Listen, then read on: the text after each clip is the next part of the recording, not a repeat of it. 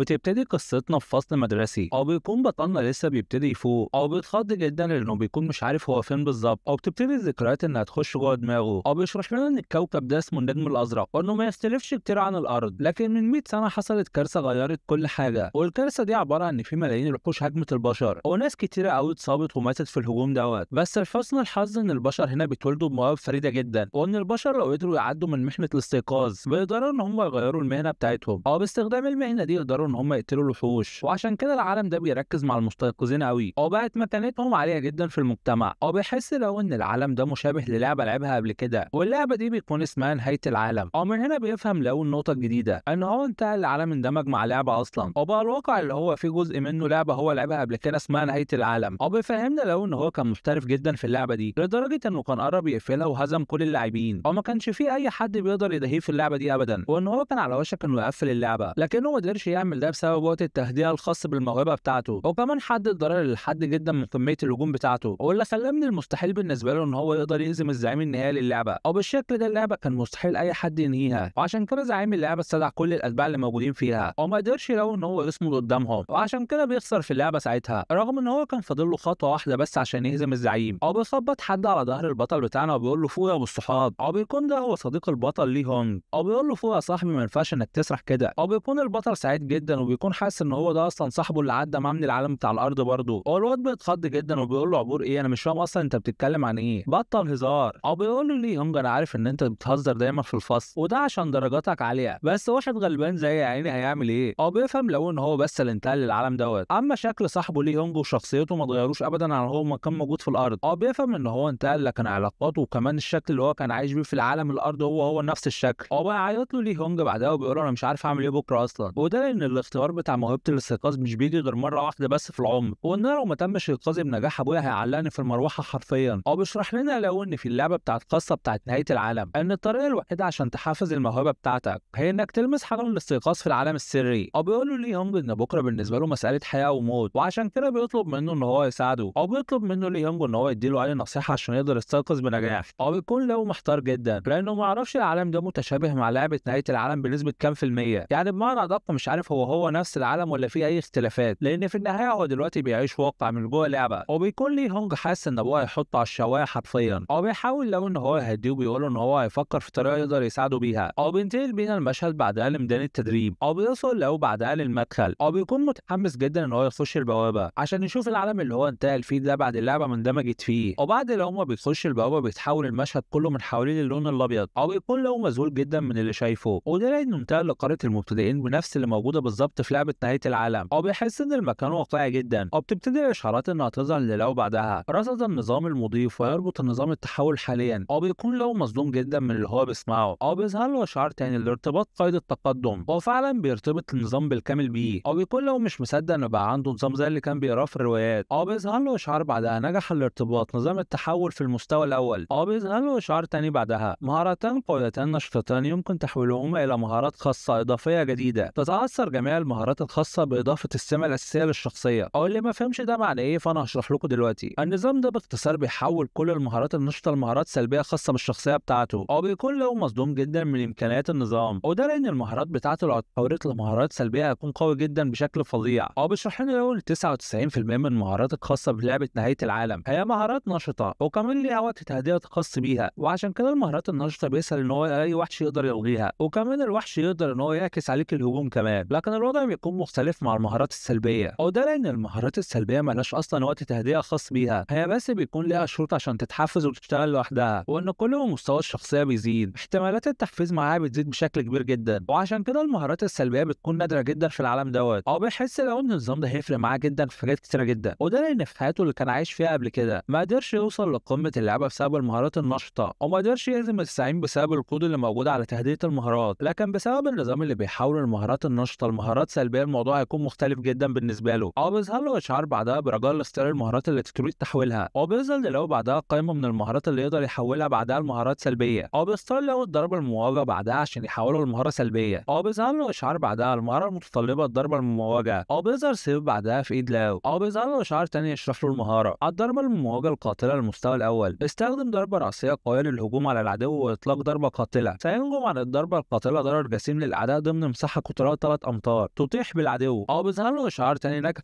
تحوله الخاص، وده معناه ان المهاره فعلا اتحولت لمهاره سلبيه. او بيظهر اشعار تاني اللي هو عشان يشوفوا المهاره بعد ما بقت سلبيه امكانياتها بقت ايه، الضربه المموجه القاتله الخاصه، ثم احتمال بنسبه 30% لاطلاق الضربه المموجه القاتله عند الهجوم. عند التحفيز تتحول الضربه المموجه القاتله لتشي سيف لمهاجمه العدو، يتضاعف الضرر بمقدار 1.5 مره في سمه القوه، ويكون الجسد لا يقهر لمده 2/10 من الثانيه، او يكون لو فرحان جدا وهو بيجرب السيف، وده لان طريقه الهجوم اتحسنت جدا وزادت كمان من قيمه الضرر اللي هو بيعمله. وهوب مره واحده بيظهر وحش في المكان، والوحش ده بيكون المينيتور، والوحش بيكون شكله قوي جدا، او بيعرفنا لو ان الوحش ده بيكون صعب جدا بالنسبه لاي حد مبتدئ في ميدان التدريب، او بيبتدي الوحش انه يهجم على العدو بمنتهى السرعه وقوه، او بيحس لو ان ده الوقت المثالي فعلا عشان يتدرب تدريب عملي للوحوش ديت، او يبتدي لو ان هو يستخدم الهجوم الجديد عليه، والهجوم بيكون قوي جدا بالنسبه للوحش، او بيحصل انفجار بسبب تاثير الصدمه بتاعه الضربه، او بيكون لو متفاجئ لان الوحش ما اتصابش بخدش اصلا، ودي حاجه هو متوقعهاش، او بيبتدي الوحش ان هو يستغل الفرصه ويهجم تاني على لاو، او بيهجم الوحش على لاو لو بيفضل يتفادى الضربات بتاعته، او بيحس لو ان هو مش في موقف كويس خالص، وده لانه في المستوى الاول وما يقدرش يهزم في المستوى ده مينيتور في المستوى الثالث اصلا، وكمان المينيتور ده بهيئه جسديه فائقه، او بيهجم المينيتور على لاو بسرعه كبيره جدا، او بيكون له في موقف حرج ساعتها، او بيحاول ان هو يتصدى للضربه بكل قوته، وهوب بيتكسر السيف بتاع لاو، او يبتدي يظهر اشعار بعدها لاو تم تحفيز الضربه المموجه القاتله، اصبح المضيف الرئيسي لا يقهر، او بيفهم هنا لو ان الصد كمان بيحفز التاثير الخاص بالمهاره، او بيقرر لو ان هو يستغل الفرصه دي فعليا، او بسبب المهاره الخاصه بيظهر له اشعار تاني لاطلاق الضربه المموجه القاتله الاجباريه ضرر اضافي بمقدار 1.5 مره، او بيتحول له بسرعه من الصد للهجوم، او بيستخدم المهاره الخاصه الضربه المموجه القاتله بسرعه رهيبه جدا، او بيتاثر الوحش بيها وبيتصاب في كل حته في جسمه، او بيكون الهجوم دوت قوي جدا، او بيكون له سعيد لانه يقدر ينجح في اول خطواته في العالم دوت. اما بقى بالنسبه للوحش فبيكون انهزم بشكل كامل، او بيفهم لو ان المهاره بعد ما اتحولت لمهاره سلبيه مش وقت التهدئه بس هو اللي اختفى من المهاره، لا ده كمان نظام الضرر بتاعها اتحول لنظام ضرر جديد وقوي جدا، او بيقرر لو ان هو يكون الاقوى في العالم دوت زي ما عمل في اللعبه في حياته اللي كانت قبل كده، بس المره دي هيقدر يهزم الزعيم النهائي، او بينتبه لو بعدها ان في وحش تاني حواليه، او بيهجم عليه لو بسرعه كبيره جدا، او بيقدر ان هو يسيبه بهجوم خاطف، او بيهجم عليه بعدها برجليه عشان يبعدوا عنه، او بينتقل بينا المشهد بعدها بفتره، او بيكون له متحاط بجثث كتيره جدا من الوحوش، او بنفهم ان لو بقى قوي كفايه عشان يقدر يهزمهم كلهم لوحده، او بيفهمنا لو ان العالم ده مشابه جدا لعالم اللعبه اللي كان فيه، وان هو لو عرف اي عالم سري هيتم تقديمه بعد كده في الاختبار فمش هيكون صعب عليه ان هو يساعد صديقه لي هونج، او بالشكل ده لي هونج هيقدر ينقذ الموهبه بتاعته، او بيظهر بعدها اشعار تاني من النظام الرجاء من المضيف اختيار الموهبه الخاصه المتحوله الثانيه، او بيشرح لنا لو ان السبب وراء مقتل المبتدئين على ايدي الوحوش في المرحله المبكره، وهو ان قوه هجومهم مش بتكون كافيه ابدا، هو ان الوقت بتاع تهدئه المهارات بيكون طويل جدا، وبما انه حقق غايته اصلا دلوقتي في مهاره الهجوم فالغرض التاني هيكون وقت التهدئه الخاصه بالمهارات، وعشان كده بيختار مهاره تبديل السلاح، او بيظهر له اشعار بعدها حصلت على المهاره تبديل السلاح المستوى الاول بعد التنشيط خلال 30 ثانيه، يتم تقليل وقت التهدئه لتبديل السلاح بنسبه 30%، او بيبتدي النظام ان هو يحوله المهاره الثانيه فعلا، او بيظهر له اشعار بعدها نجح التحول مستوى تبديل السلاح منخفض، ظلت فتره التهدئه لتبديل جميع الاسلحه بشكل دائم بنسبه 30%، او بالشكل ده هو قدر يلغي وقت تهدئه المهاره اصلا ما بين تبديل الاسلحه، او بيفهمنا لو ان في عدد مش قليل من اسلحه المبتدئين الاساسيه اللي موجودين معاه في المخزن، بالاضافه للمهارات الاساسيه اللي هي خاصه بتبديل السلاح، او بالشكل ده يقدر يبدل بسرعه ما بين الاسلحه المختلفه للقتال بما يتناسب معاه، او بيبتدي لو ان هو يعرض نافذه الاحصائيات بتاعته، او بيكون هو في المستوى الاول والقوه وخفه الحركه والروح واللياقه البدنيه كلهم عند 20 نقطه. اما بقى المهارات السلبيه وهي بتكون الضربه المموجه القاتله في المستوى الاول، وتبديل الاسلحه كمان في المستوى الاول، او بيظهر له تقييم القوى القتاليه هي 500، او بيكون له فرحان جدا لان هو دلوقتي قدر يلغي وقت التهدئه بالنسبه لمهاراته، او بالشكل ده بيكون نهى كل اللي هو عايزه في ميدان التدريب، وان هو دلوقتي مستعد للاختبار بتاع بكره، او بينتقل بينا المشهد بعدها ليوم الاختبار، او بيكون لي هونج مبسوط جدا، وده لانه سمع نصيحه لاو واشترى خريطه لمكان الاختبار، او بيقول له لو اسكت يا ابن العبيطه انت ناوي تعرف الناس كلها ان احنا معانا الخريطه الخاصه بالاختبار ولا ايه، او بيفهم لو ان الاختبار اللي هيقوموا بيه هو خريطه الاختبار الخاصه بالشق الناري، وان الاساتذه عندهم متطلبات صارمه جدا بالنسبه للاختبار دوت، او بيعرفنا لو ان مستوى الوحوش اصلا هناك ما بين المستوى الثالث والعاشر، وان الاختبار ده مش هيكون صعب ابدا، او بيسال لو هونج بعدها ايه اعلى مستوى من الوحوش تقدر تهزمه لوحدك، او بيقول له ليه هونج ان اعلى مستوى من الوحوش اقدر اهزمه لوحدي هو المستوى الخامس على الاغلب، او بيقول له لو انت احسن لك تغش في الاختبار ده لو عايز تعدي اصلا، او بيقدر صوت مع ده من جنبهم، او بيقول له ليه هونج الطريقه الوحيده انك هتعدي الاختبار ده انك تغش طبعا، وان احسن لك يا ليه هونج انك تنسحب عشان ما تاخدش المركز الاخير ويكون ده شيء محرج جدا لابوك، او بيكون الشخص ده هو ماو فينج، وهو وهو بيكون شخصيه مستفزه جدا ولكنه غني، او بيكون ليه هونج متعصب جدا عليه بسبب الكلام اللي قاله، لكن بيتدخل لو في النص وبيحاول يمنع ليه هونج ان هو يعمل اي مشكله في الاختبار، او بيحاول ماو فينج ان هو يعصب ليه هونج اكتر، وان هو كده كده يخسر الاختبار ومش هيقدر يهزمه فيه حتى. وهوب مره واحده لو بيكعبله بحركه سريعه جدا، او بيقع ماو فينج بعدها، او بيقول له لو ما فيش داعي للاعتذار انك تنحني لينا اصلا، او بيكون ماو فينج متعصب جدا من لو بسبب ان هو وقعه، او بيحاول ان هو يهجم على لو بعدها، لكن لو بيقدر يتصدى للضربه بتاعته بمنتهى السهوله، او بيكون ماو فينج مصدوم جدا ان لو قدر يتصدى للضربه بتاعته، او بيقول له لو ايه رايك لو تتراهن معايا، انا بتراهن معاك ان لي هونج هيكسبك ويكون نتائجه في الاختبار احسن منك، او بيضحك ماو فينج جدا على الكلام اللي بيقوله لاو، او بيوافق ماو فينج فعلا على الرهان، والرهان بيكون كالاتي: الخسران هيلف في الملعب 10 مرات وهو عريان، او بيوافق لو فعلا على الرهان دوت، ولي هونج بيكون قلقان جدا من الرهان دوت لان هو اساسه اصلا، بس لو مو بيطمنه، او بيبتدي بعدها لو مو ان هو يوشوشه، او بيبان على ملامح لي هونج ان هو مصدوم جدا، او بيبان بعدها ان لي هونج مبسوط قوي، وده بيكون بسبب الخطه اللي حطها له لاو، لدرجه انه بيتحمس جدا للخطه ديت، او بيقول لماو فينج ان هو هيكسب مهما حصل، او بنشوف بعدها ان مدير المدرسه جه واللي بيكون اسمه تشينج لي، او بيكون ده لاعب محترف سابق، او بيعلن ان الاختبار ابتدى رسميا، او بيطلب من الطلاب ان هم يدخلوا نقطه النقل، او بيكون لي هونج مبسوط جدا، او بيودع لو بيخش البوابه، او بيجي الدور بعدها على لو بيخش البوابه بعديه، او بيكون مكان الاختبار دوت هو الشق الناري، والخريطه دي بتكون عباره عن براكين ضخمه جدا، اما الوحوش بتكون عباره عن عفاريت شريره وشياطين، اما لو بيكون متحمس جدا، وده لانه بقاله فتره طويله اول ما لعبش نسخه المبتدئين ديت، او بتبتدي وحوش الغليان انها تظهر بعدها، او بتظهر بعدها نافذه من احصائيات النظام: النسل المحترق، المستوى الثاني، وحش قبيح اخضر البشره يتحول لوحش اساسي فيما بعد، او بتبتدي الوحوش ديت ان هي تهجم على لاو، وسرعتها بتكون كبيره جدا، ولو بيلاحظ الهجوم وبيتفاداه بسرعه، او بيقدر ان هو يكسب مسافه بينه وبين الوحوش، او بيكون متفاجئ وملاحظ ان في كمان 3 وحوش ظهروا وراه، وده معناه ان هو اتحصر بالكامل، او الشكل ده لو بيكون في موقف لا يحسد عليه اصلا، او بيقرر لو ان هو يعتمد على غريزه جسمه للهجوم، وده بدل الكيبورد والماوس اللي كان بيستخدمهم في اللعبه، او بيخرج بعدها سيف المبتدئين، ودي واحده من المعدات الاساسيه اللي بيستخدمها المبتدئين معاهم، او بيحس لو ان الموقف مختلف عن ارض التدريب، وان هيكون صعب عليه ان هو يواجه 5 في نفس الوقت، لكن بيظهر اشعار للنظام بعدها: تم الكشف ان المضيف لديه قدر كبير من الخبره العمليه والتي تحولت جميعها الان الى غرائز جسديه، يعني بمعنى اصح كل الخبره اللي كانت موجوده عنده جوه اللعبه اتحولت دلوقتي جوه جسمه، او يكون لو متفاجئ جدا، وده لان خبرته اتحولت هي اخرى لمهاره سلبيه، او بيظهر له اشعار تاني: اكتمل تحويل الخبره العمليه الى غرائز جسديه، او بيحس لو ان جسمه اختلف بالكامل، او في اللحظه دي بيقاطع هجوم 2 من الغباء عليه، او بسبب اللي حصل بينط لو غريزيا مره واحده، او بتكون القفزه كبيره جدا لدرجه انه وصل لسقف البركان، او بيبص بعدها على الغلام وبينط وبيرجع لهم، وهوب بيدي واحد من الغلام في وشه برجله، او بينط تاني وبيحط الغلام كلها قدامه، او بالشكل ده بيكون خلص من الحصار بتاعهم، او بيحس لو ان هو قادر يتحكم في كل عضله في جسمه بالكامل، او بيكون متحمس جدا لبدء المعركه، والوحوش بتكون متعصبه جدا من الاستفزاز بتاعه، او بتهجم عليه الوحوش مره واحده، او بيقدر لو انه يتفادى اول هجوم بحركه بهلوانيه، او بتكون خطته ان هو يجذب كل الوحوش ديت في خط مستقيم وعشان يقدر يهاجمهم كلهم مره واحده، او بيبتدي فعلا ينفذ الخطه ديت ويتفادى كل الهجمات اللي بتيجي عليه، او فعلا لو بيقدر يعمل خطته ديت، او بيقدر يجمع الوحوش دي كلها على خط مستقيم واحد، او بيفعل بعدها مهاره المبتدئين المجرفه المنزلقه، واللي حرفيا بتاثر في كل الوحوش وبتطيرهم في الهواء، او بسبب اللي هو عمله دوت بيبتدي الخطوه الثانيه وبتكون المهاره الخاصه الضربه المموجه، او بسبب الضربه ديت بيقدر ان هو يهاجم ال5 وحوش في نفس الوقت، او بيظهر له اشعار بعدها جاري تحفيز المهاره الخاصه، او بيظهر له اشعار تاني بعدها فعلت المهاره الخاصه الضربه المموجه، او بيبتدي جسمه ان هو يتفاعل بشكل تلقائي مع المهاره، او بيتصاب الوحوش كلهم بهجوم تاني بعدها، او بتقع الوحوش على الارض كلها مهزومه، او بيكون بطلنا قدر يقضي عليهم كلهم، او بيظهر لبطلنا اشعار بعدها: بسبب الاجراء الخاص زادت خبره القتال هذه المره بنسبه 50%، حصلت على 50 نقطه خبره مضروبين في 5، وده بيكون عدد الوحوش اللي هو هزمها. تهانينا على الارتقاء للمستوى الثاني والحصول على 4 نقاط سمه. تهانينا على الارتقاء للمستوى الثالث والحصول على 4 نقاط سمه، او بيكون له مبسوط جدا ان هو قدر يرفع مستواه مرتين، او بيروح بينا المشهد بعدها هو بينتقل للمنطقه اللي بعدها، او بيكون له مبسوط ان هو عنده دلوقتي مهارات كتيره جدا اساسيه، وان الموضوع مثير للاهتمام جدا اكتر من اللعبه اللي كان بيلعبها في حياته اللي قبل كده، او بيروح بينا المشهد للجمهور بعدها، واللي بيلاحظ ان في اسم بيرتفع بسرعه جدا في لوحه التصنيف، واللي بيكون اول واحد هو تشينج تشيمو، وده اللي هو اسم بطلنا لاو عشان ما حدش يتلخبط، وده لانه قدر يوصل للمستوى الثالث، او بيكون الجمهور متحمس جدا بسبب النتائج بتاعت لاو، وده لانه يقدر يرتفع مستويين في 5 دقايق بس، والوقت ده محسوب من بدايه الاختبار اصلا، او بيكون مدير المدرسه حاسس ان لاو شخص مثير للاهتمام جدا، او بينتقل بينا المشهد الثاني لاو، او اللي بيكون بيراقب المحيط بتاعه في المكان اللي هو فيه، او بيكون الوحوش ديت هي وحوش صحراء الظل، او بيكونوا صحراء الظل في المستوى الثاني، او بتكون المرتبه بتاعتهم هي وحش بالعالم السري، او بيفتكر لو ان في اللعبه الخاصه بيه بتاعت نهايه العالم كان في غلطه خاصه بخصوص صحراء الظل، وكمان وكمان هو بيحط خطه عشان يستغل الغلطه ديت، وده عشان يقتلهم كلهم مره واحده مش واحد واحد ورا بعض. او بيستخدم لو بعدها بندقيه التقييد، وده عشان يختار مكان مناسب يحارب منه سحره الظلال. هو فعلا بيطلع لمكان عالي بحيث يكون كاشفهم كلهم. او بيستخدم بعدها شuriken من الادوات اللي كانت موجوده معاه، او بيهجم بيها على واحد من السحره. او بيتصاب فعلا الساحر بيها، بس الظاهر ان هي مش بتصيبه اصابات كبيره. او بسبب اللي هو عمله ده سحره الظل بيخشوا في وضع القتال، او من خلال الهجوم اللي هاجموا له بيقدروا يحددوا مكانه. او بيبتدي سحره الظل ان هم يفعلوا التعويذه بتاعتهم اللي هي بتكون سهم الظل. او بتكون المهاره ديت ليها شريط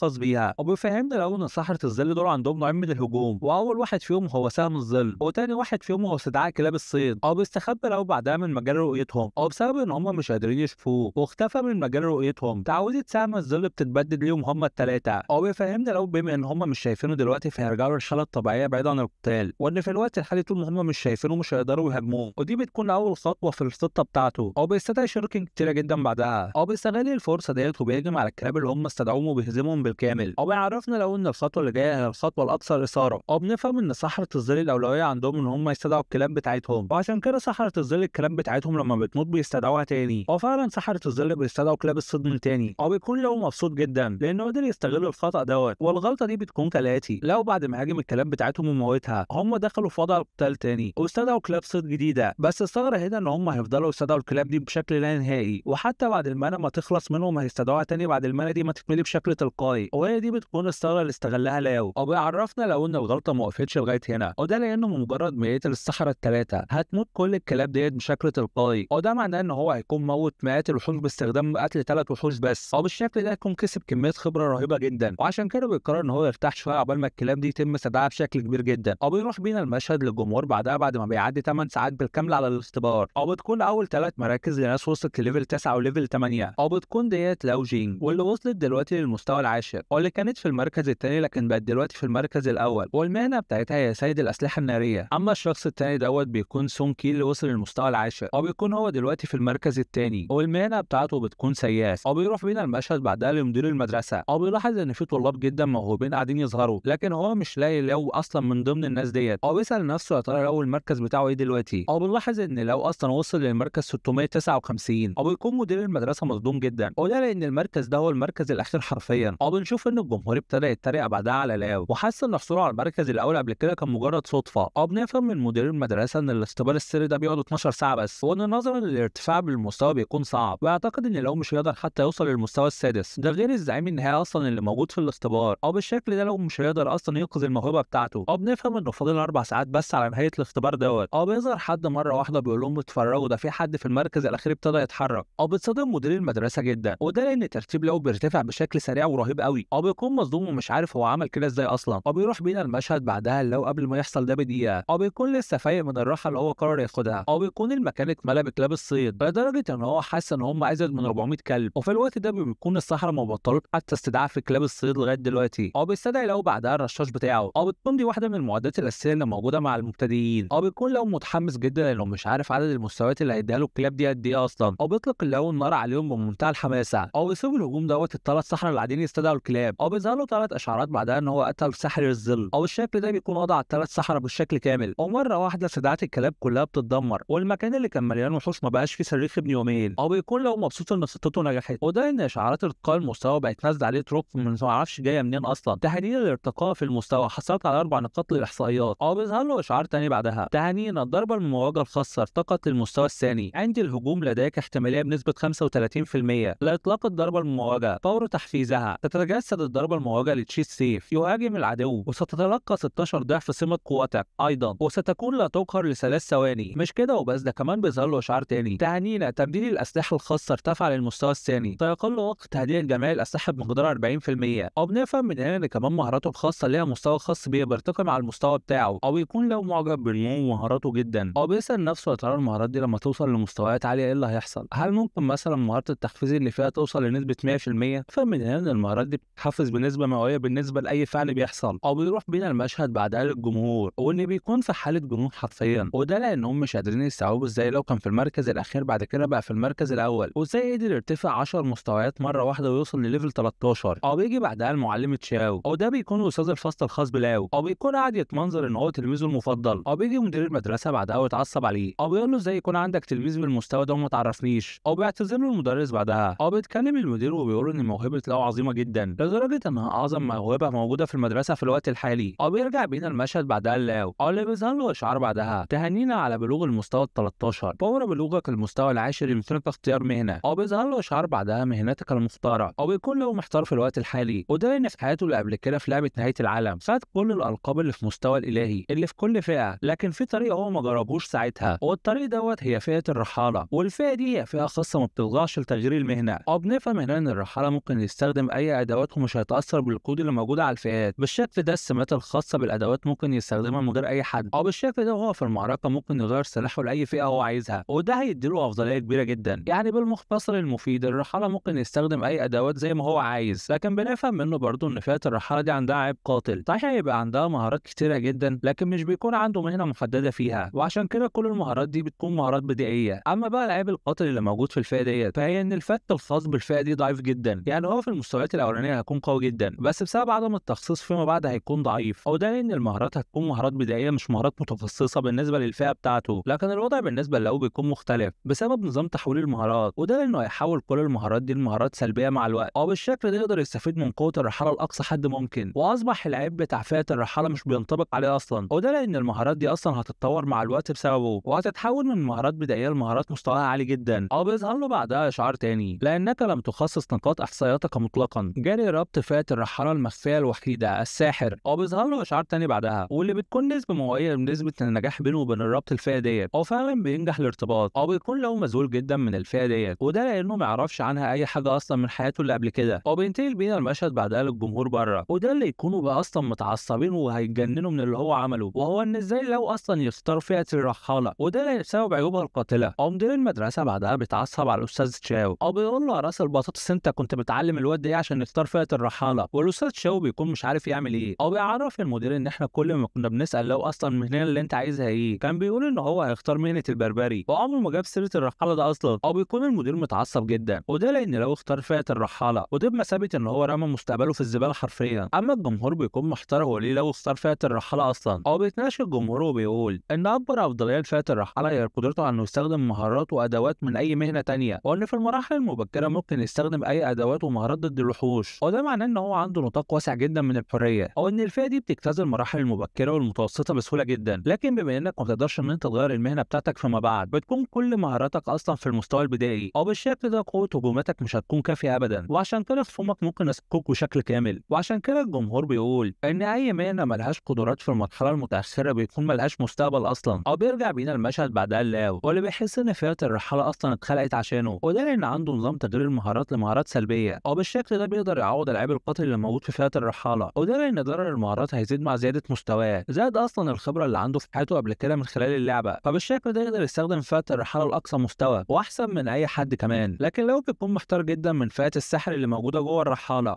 بيقرر ان هو يشوف تفاصيل المهنه بتاعته. بيظهر له اشعار بعدها الساحر لا يمكنك تعلم المهارات حاليا من الاكاديميه او منظمات اخرى، لا يمكنك سوى تعلم المهارات الداعمه التي يتركها الزعيم، ويمكنك اكتساب نقطتين احصائيات كل مستوى. بالاضافه لذلك جميع الزنازين الحاليه ستكون باعلى صعوبه، وفور اتمامها ستكافئ بزياده في المستوى. بيكون له متفاجئ اصلا ان هو مش هيقدر يتعلم المهارات من الاساتذه بتوعه، وانه لازم يهزم زعيم الزلزالات عشان يكسب المهارات منه. بيكون له مبسوط جدا وحاسس ان الموضوع ده مثالي جدا بالنسبه له، وده لانه عارف كل الزلزالات اللي موجوده اصلا في لعبه نهايه العالم، وان عنده افضليه ما بيمتلكهاش اي شخص اصلا. بيحس ان الفئه الخفيه الخاصه بالرحاله دي اصلا مميزه جدا بالنسبه له، وشو بيقرر يحط الاحصائيات بتاعته في قوه الهجوم، وده عشان يزود الضرر الحالي ليه بشكل كبير. بينتقل بينا المشهد بعدها الوحشين موجودين في الزنزانه، واللي بيكون في حد بيعدي من جنبهم بسرعه كبيره جدا، والشخص ده بيكون له وبيقضي عليهم بشكل سريع قوي لدرجه ان هجوم واحد فرتكهم هما الاثنين. بيحس له ان العالم ده مميز جدا، وده لانه بعد ما استخدم نقاط الاحصائيات قدراته البدنيه زادت بشكل كبير، وكمان سرعه الهجوم والحركه حتى معدل الضربه الحرجه. بيكون مذهول من العالم ده ومبسوط جدا. بيظهر له اشعار تاني عنصر ساقط خاص كتاب الشياطين. بنفهم من ده ان ده كتاب خاص جدا بيفتح مهمه مخفيه. بيقرر له ان هو يجمع كل العناصر عشان يفتح المهمه المخفيه الخاصه في الاختبار. بيروح بينا المشهد بعدها للجمهور بره، بيكون لسه فاضل ساعه لانتهاء الاختبار. بينتقل بينا المشهد بعدها للزعيم النهائي اللي موجود في الاختبار. بما ان الاختبار قرب من نهايته ابتدى الطلاب بالتدريج يتجمعوا على الزعيم النهائي، وده عشان ينهوا الجوله الاخيره من الموجوده في الاختبار وينجحوا. والزعيم النهائي دوت بيكون الزعيم جالان، وان عشان تنجح في الاختبار لازم تقتل الزعيم دوت وتلمس حجر الاستيقاظ اللي موجود وراه، وان حجر الاستيقاظ هو انتهاء الاختبار بالنسبه لك ونجاحك فيه. او بيكون حاجه الاستيقاظ دوت هو الحاجه الفيصل ما بين نجاحهم في الاختبار من عدمه. او بيروح بينا المشهد بعدها لواحد من الطلاب واللي بيواجه جيلان. او بيكون جيلان عنده مهاره رئيسيه وهي التضحيه، والمهاره دي بيكون التسبب في ضرر مستمر بالنسبه لهدف واحد، وفي نفس الوقت بيطلق لعنه ضعيفه. واللعنه دي بتظهر في الاحصائيات الخاصه باي حد بيهجم على جيلان، والطالب بيكون عارف ان لو جيلان اطلق اللعنه بتاعته هيخسر ومفيش اي طريقه بيها انه يكسب، مع ذلك بيهجم عليه بمنتهى السرعه. مع ذلك الطالب ده بيكون واثق جدا في سرعته اللي من خلالها يقدر يقتل الزعيم بسرعه، لكن هوب مره واحده بياخد ضربه في بطنه وما بيعرفش يعمل اي حاجه وبيطير لبعيد. والضربه دي بتكون جات له من واحد من الحراس اللي بيحرسوا الزعيم النهائي. او بيكون الطالب دوت مصدوم جدا، وده لان جيلان فعل عليه مهاره التضحيه وكمان اللعنه، او ده خلى احصائياته الاساسيه تقل بشكل كبير قوي. او بيهجم عليه بعدها واحد من الحراس بمنتهى السرعه، وبما ان احصائياته قلت ما بيقدرش يروج الضربه ديت. او بنفهم من هنا ان الزعيم ده قوي جدا. او بينتقل بينا المشهد بعدها لقاعه الاختبار. او بيلاقي ان التلميذ دوت طاير من البوابه اصلا على الارض. او بيكون الجمهور مستغرب جدا، وده لان الطالب ده من ضمن اعلى 50 شخص، وده معناه ان الاختبار صعب قوي. او بنفهم ان العالم السري اللي بيقوم في الاختبار دوت ما قامش في الاختبار دوت من ضمن 10 سنين فاتوا، وده لان العالم السري ده صعب قوي. او بيروح بينا المشهد بعدها لاو، واللي بيكون جمع كل العناصر عشان يفتح المهمه المخفيه، بس هو ضيع ساعه عشان يجمع كل العناصر ديت، بس بيكون مبسوط لان هو على الاقل ما ضيعش الفرصه عشان يواجه الزعيم النهائي جيلان. او بيكون دلوقتي لو هيواجه الزعيم النهائي جيلان وكمان الحراس بتوعه. او بيبتدي الحراس بعدها ان هم يهجموا على لاو، وكمان الزعيم النهائي جيلان بيفعل الطاقه بتاعته. والحراس الخاصين بجيلان بيكون قوتهم قويه جدا وسريعه اسرع حاجه، لكن لو في الوقت الحالي بيكون اسرع منهم بكتير. هو بيقدر انه يتفادى الهجوم بتاعهم بشكل سريع، وكمان بيقدر يستغل الثغره عشان يهاجمهم هما الاثنين في نفس الوقت. او بالشكل ده بيكون حقق اول خطوه، وانه خلص من الحمايه بتاعه الحراس الخاصه بالزعيم جيلان. او بينطلق له بعدها بكل سرعته على الزعيم جيلان، واللي بيكون جيلان في الوقت الحالي بيحضر المهاره بتاعته اللي هي التضحيه، لكن لو ما بيدلوش فرصه وبيديله بالرجل وبيطيره حرفيا. او يتفرج لو بعدها رشاش كبير جدا، او بيضرب على جيلان النار وهو طاير في الهواء مش بيديله اي فرصه. اما بقى بالنسبه لجيلان فبيكون قاعد يتصاب اصابات كتيره جدا ومفيش اي حاجه في ايديه، ولو حرفيا بيفرج الرشاش فيه. او من كتر ما هو مبدع خلى كل الرصاصات تيجي فيه حرفيا من غير ما يخرج ولا واحده بره. او بنشوف ان جيلان وقع بعدها على الارض. او بنشوف ان الحراس دخلوا في حاله اهتياج كامله، او بيحاولوا ان هم يهجموا على لو بكل سرعتهم. او بيستخدم لو بعدها مهاره تبديل الاسلحه. او مره واحده بيتحول السلاح اللي في ايديه واللي بيهجم بيه بكل قوته على رجلين الحراس، واللي بيتكسر عظم رجليهم بشكل كامل، ولو بيكون استهدف رجلهم عشان يشيل حركاتهم بشكل كبير. وبنفهم ان صعوبه الزنزانه دي بتكون في الزعيم جيلان وكمان الحراس بتوعه، وان الحراس بيوفروا له الوقت عشان يستخدم مهاره التضحيه، واللي بمجرد ما بتتفعل اللعيبه ما بتقدرش تعمل اي حاجه غير انها تخسر وبس. وعشان كده اول حاجه عملها لو ان هو هزم الحراس بتوعه بمنتهى السرعه، وده عشان يلغي الحمايه اللي هم بيوفرهم له عقبال ما يعمل مهاره التضحيه، وده لان المهاره دي بتاخد وقت طويل قوي. او بيهجم عليه لو بعدها بكل قوته. او بنشوف بعدها في وقت سابق او بنلاقي بعدها ان في 2 من الطلاب خرجوا، واللي بيكون سون كي والطالبه جينج. او بيكونوا مبسوطين ان هم نجحوا الاختبار وحاسين ان المراكز الاولى هتكون من نصيبهم. او بيكونوا مصدومين جدا لان المركز الاول مش بيكون ليهم اصلا، وده لان الشخص اللي في المستوى الاول في الوقت الحالي هو واحد في ليفل 7. او بيكونوا مصدومين لان انت ما تقدرش تغير الفئه بتاعتك غير لما تعدي ليفل 10 اصلا، وان انت ما تقدرش تنجح في الاختبار اللي زي لمست حجر الاستيقاظ اللي موجود ورا جيلان. او بتكون جينج متعصبه قوي لانها خسرت قدام اصلا لي هونج، وان لي هونج ده اصلا كان صاحب المركز الاخير. او بيبتدي الطلاب ان هم يتجمعوا حواليها عشان يطبلوا لها. او بيقولوا لها ان اكيد حصل غلطه في الاختبار، وده لان المدير استدعى لي هونج اول ما خرج، وهو دلوقتي موجود عند مكتب العميد بالفعل. او بيحاول سونكي كمان ان هو يطبل لها. او بيقول ان لي هونج فئته فئه عاديه، وعشان كده من الطبيعي ان هو يحاول يغش. او بيروح بينا المشهد بعدها لي هونج وهو في مكتب العميد وبيكون مرعوب حرفيا، وده لان العميد بيتعصب عليه وبيساله اذا كان غش ولا لا. او بيكون الشخص ده هو لو يان مين، وده بيكون المفوض عن تعليم المنطقه اللي هم فيها. او بيكون عميد المدرسه كمان. او بيكون محترف سري في المرحله الثالثه، وهو اللي صمم الاختبار دوت. او بيكون مش مصدق لي هونج ان هو عدى الاختبار من غير ما يواجه الزعيم اصلا، وحاسس ان لي هونج لقى طريقه عشان يغش بيها ويعدي الاختبار. او بيتعصب العميد جدا، وده لان لي هونج قال له ان لو هو اللي ساعده في الاختبار. او بيكون العميد حاسس ان لي هونج اصلا عايز يورط لو باي طريقه، وان ازاي الشخص اللي ترتيبه الاول يعمل حاجه زي كده اصلا، وان هو هيحاول لي هونج وكمان لو للتحقيق. او بيقع لي هونج بعدها على الارض. او بيترجى العميد ان هو ما يعاقبش لاو، وده لان الغلطه غلطته هو لان هو فضل يتحايل عليه عشان يساعده. او بيشرح لهم لي هونج ان لاو ساعده بشكل غريب قوي، وده لانه لما يوصل لحته معينه في الخريطه هيلاقي مفترق طرق، وانه لو مشي في طريق معين الطريق ده هيؤدي بيه ان هو يكون ورا جيلان اصلا، ونتيجه ان الوحوش رؤيتها اصلا بتبقى مركزه على الميدان فهم اصلا مش هيشوفوه. او بالشكل ده هم مش هيهاجموه اصلا، وان كل اللي على لي هونج ساعتها ان هو يلمس حجر الاستيقاظ باسرع وقت. او بالشكل ده هيكون نجح في الاختبار من غير ما يواجه الزعيم ولا حتى يشوفه. او بيكون عميد المدرسه مبسوط جدا من عبقريه لاو. او بيسال العميد بعدها مدير المدرسه عن نتائج نتائج الاختبار ومين اللي واخد المركز الاول. هو بيقول له مدير المدرسه ان لو اصلا كسر الرقم التاريخي الخاص بالمدرسه وانه وصل دلوقتي بسرعه فائقه للمستوى 13، بس هو لسه ما خرجش من الاختبار. هو بيكون العميد مذهول جدا من النتائج ديت وحاسس ان لو مستقبله هيكون من غير حدود اصلا. هو بيبتدي الطلاب بعدها ان هم يخرجوا من الاختبار. هو بنفهم من ده ان اللي اصلا الطلاب دول مش بيكونوا مع بعض، لا ده كل واحد فيهم بيخش الاختبار بيقوم بيه بشكل منفرد في عالم منفصل، والجمهور بيكون مش عارف لو لسه ليه ما خرجش لغايه دلوقتي. وده لان فاضل 15 دقيقه بس والاختبار ينتهي، ولو ما قدرش يخرج في خلال الوقت دوت هيكون فشل في الاختبار. وبيروح بينا المشهد بعدها اللاو وبيعرفنا ان مجرد ما يلمس حجر الاستيقاظ الاختبار هيكون انتهى بالنسبه له، لكن هو هيكون عايز ينهي المهمه المخفيه الاول. وبيبتدي يخرج بعدها الادوات الخاصين بالمهمه المخفيه بتاعته، وبيبتدي ان هم يحطوهم في طقوس خاصه عشان يتفاعلوا مع بعض. وبالشكل ده بتحصل عمليه استدعاء جامده جدا، وبتبتدي تتنشط طاقه سحريه ضخمه في المكان كله. وبيظهر صوت لوحش مرعب قوي، من هذا من يجرؤ على ازعاج نومي. وبيكون له مبسوط قوي لانه يقدر يستدعي الزعيم العظيم. وبيكون دوت المتدور جوعا تمام، وهو زعيم نخبه من المستوى ال 12، وهو كمان محارب من عرق الشياطين. وبيكون كمان متعصب جدا من لاو، باين عليه انه وحش مش سهل ابدا.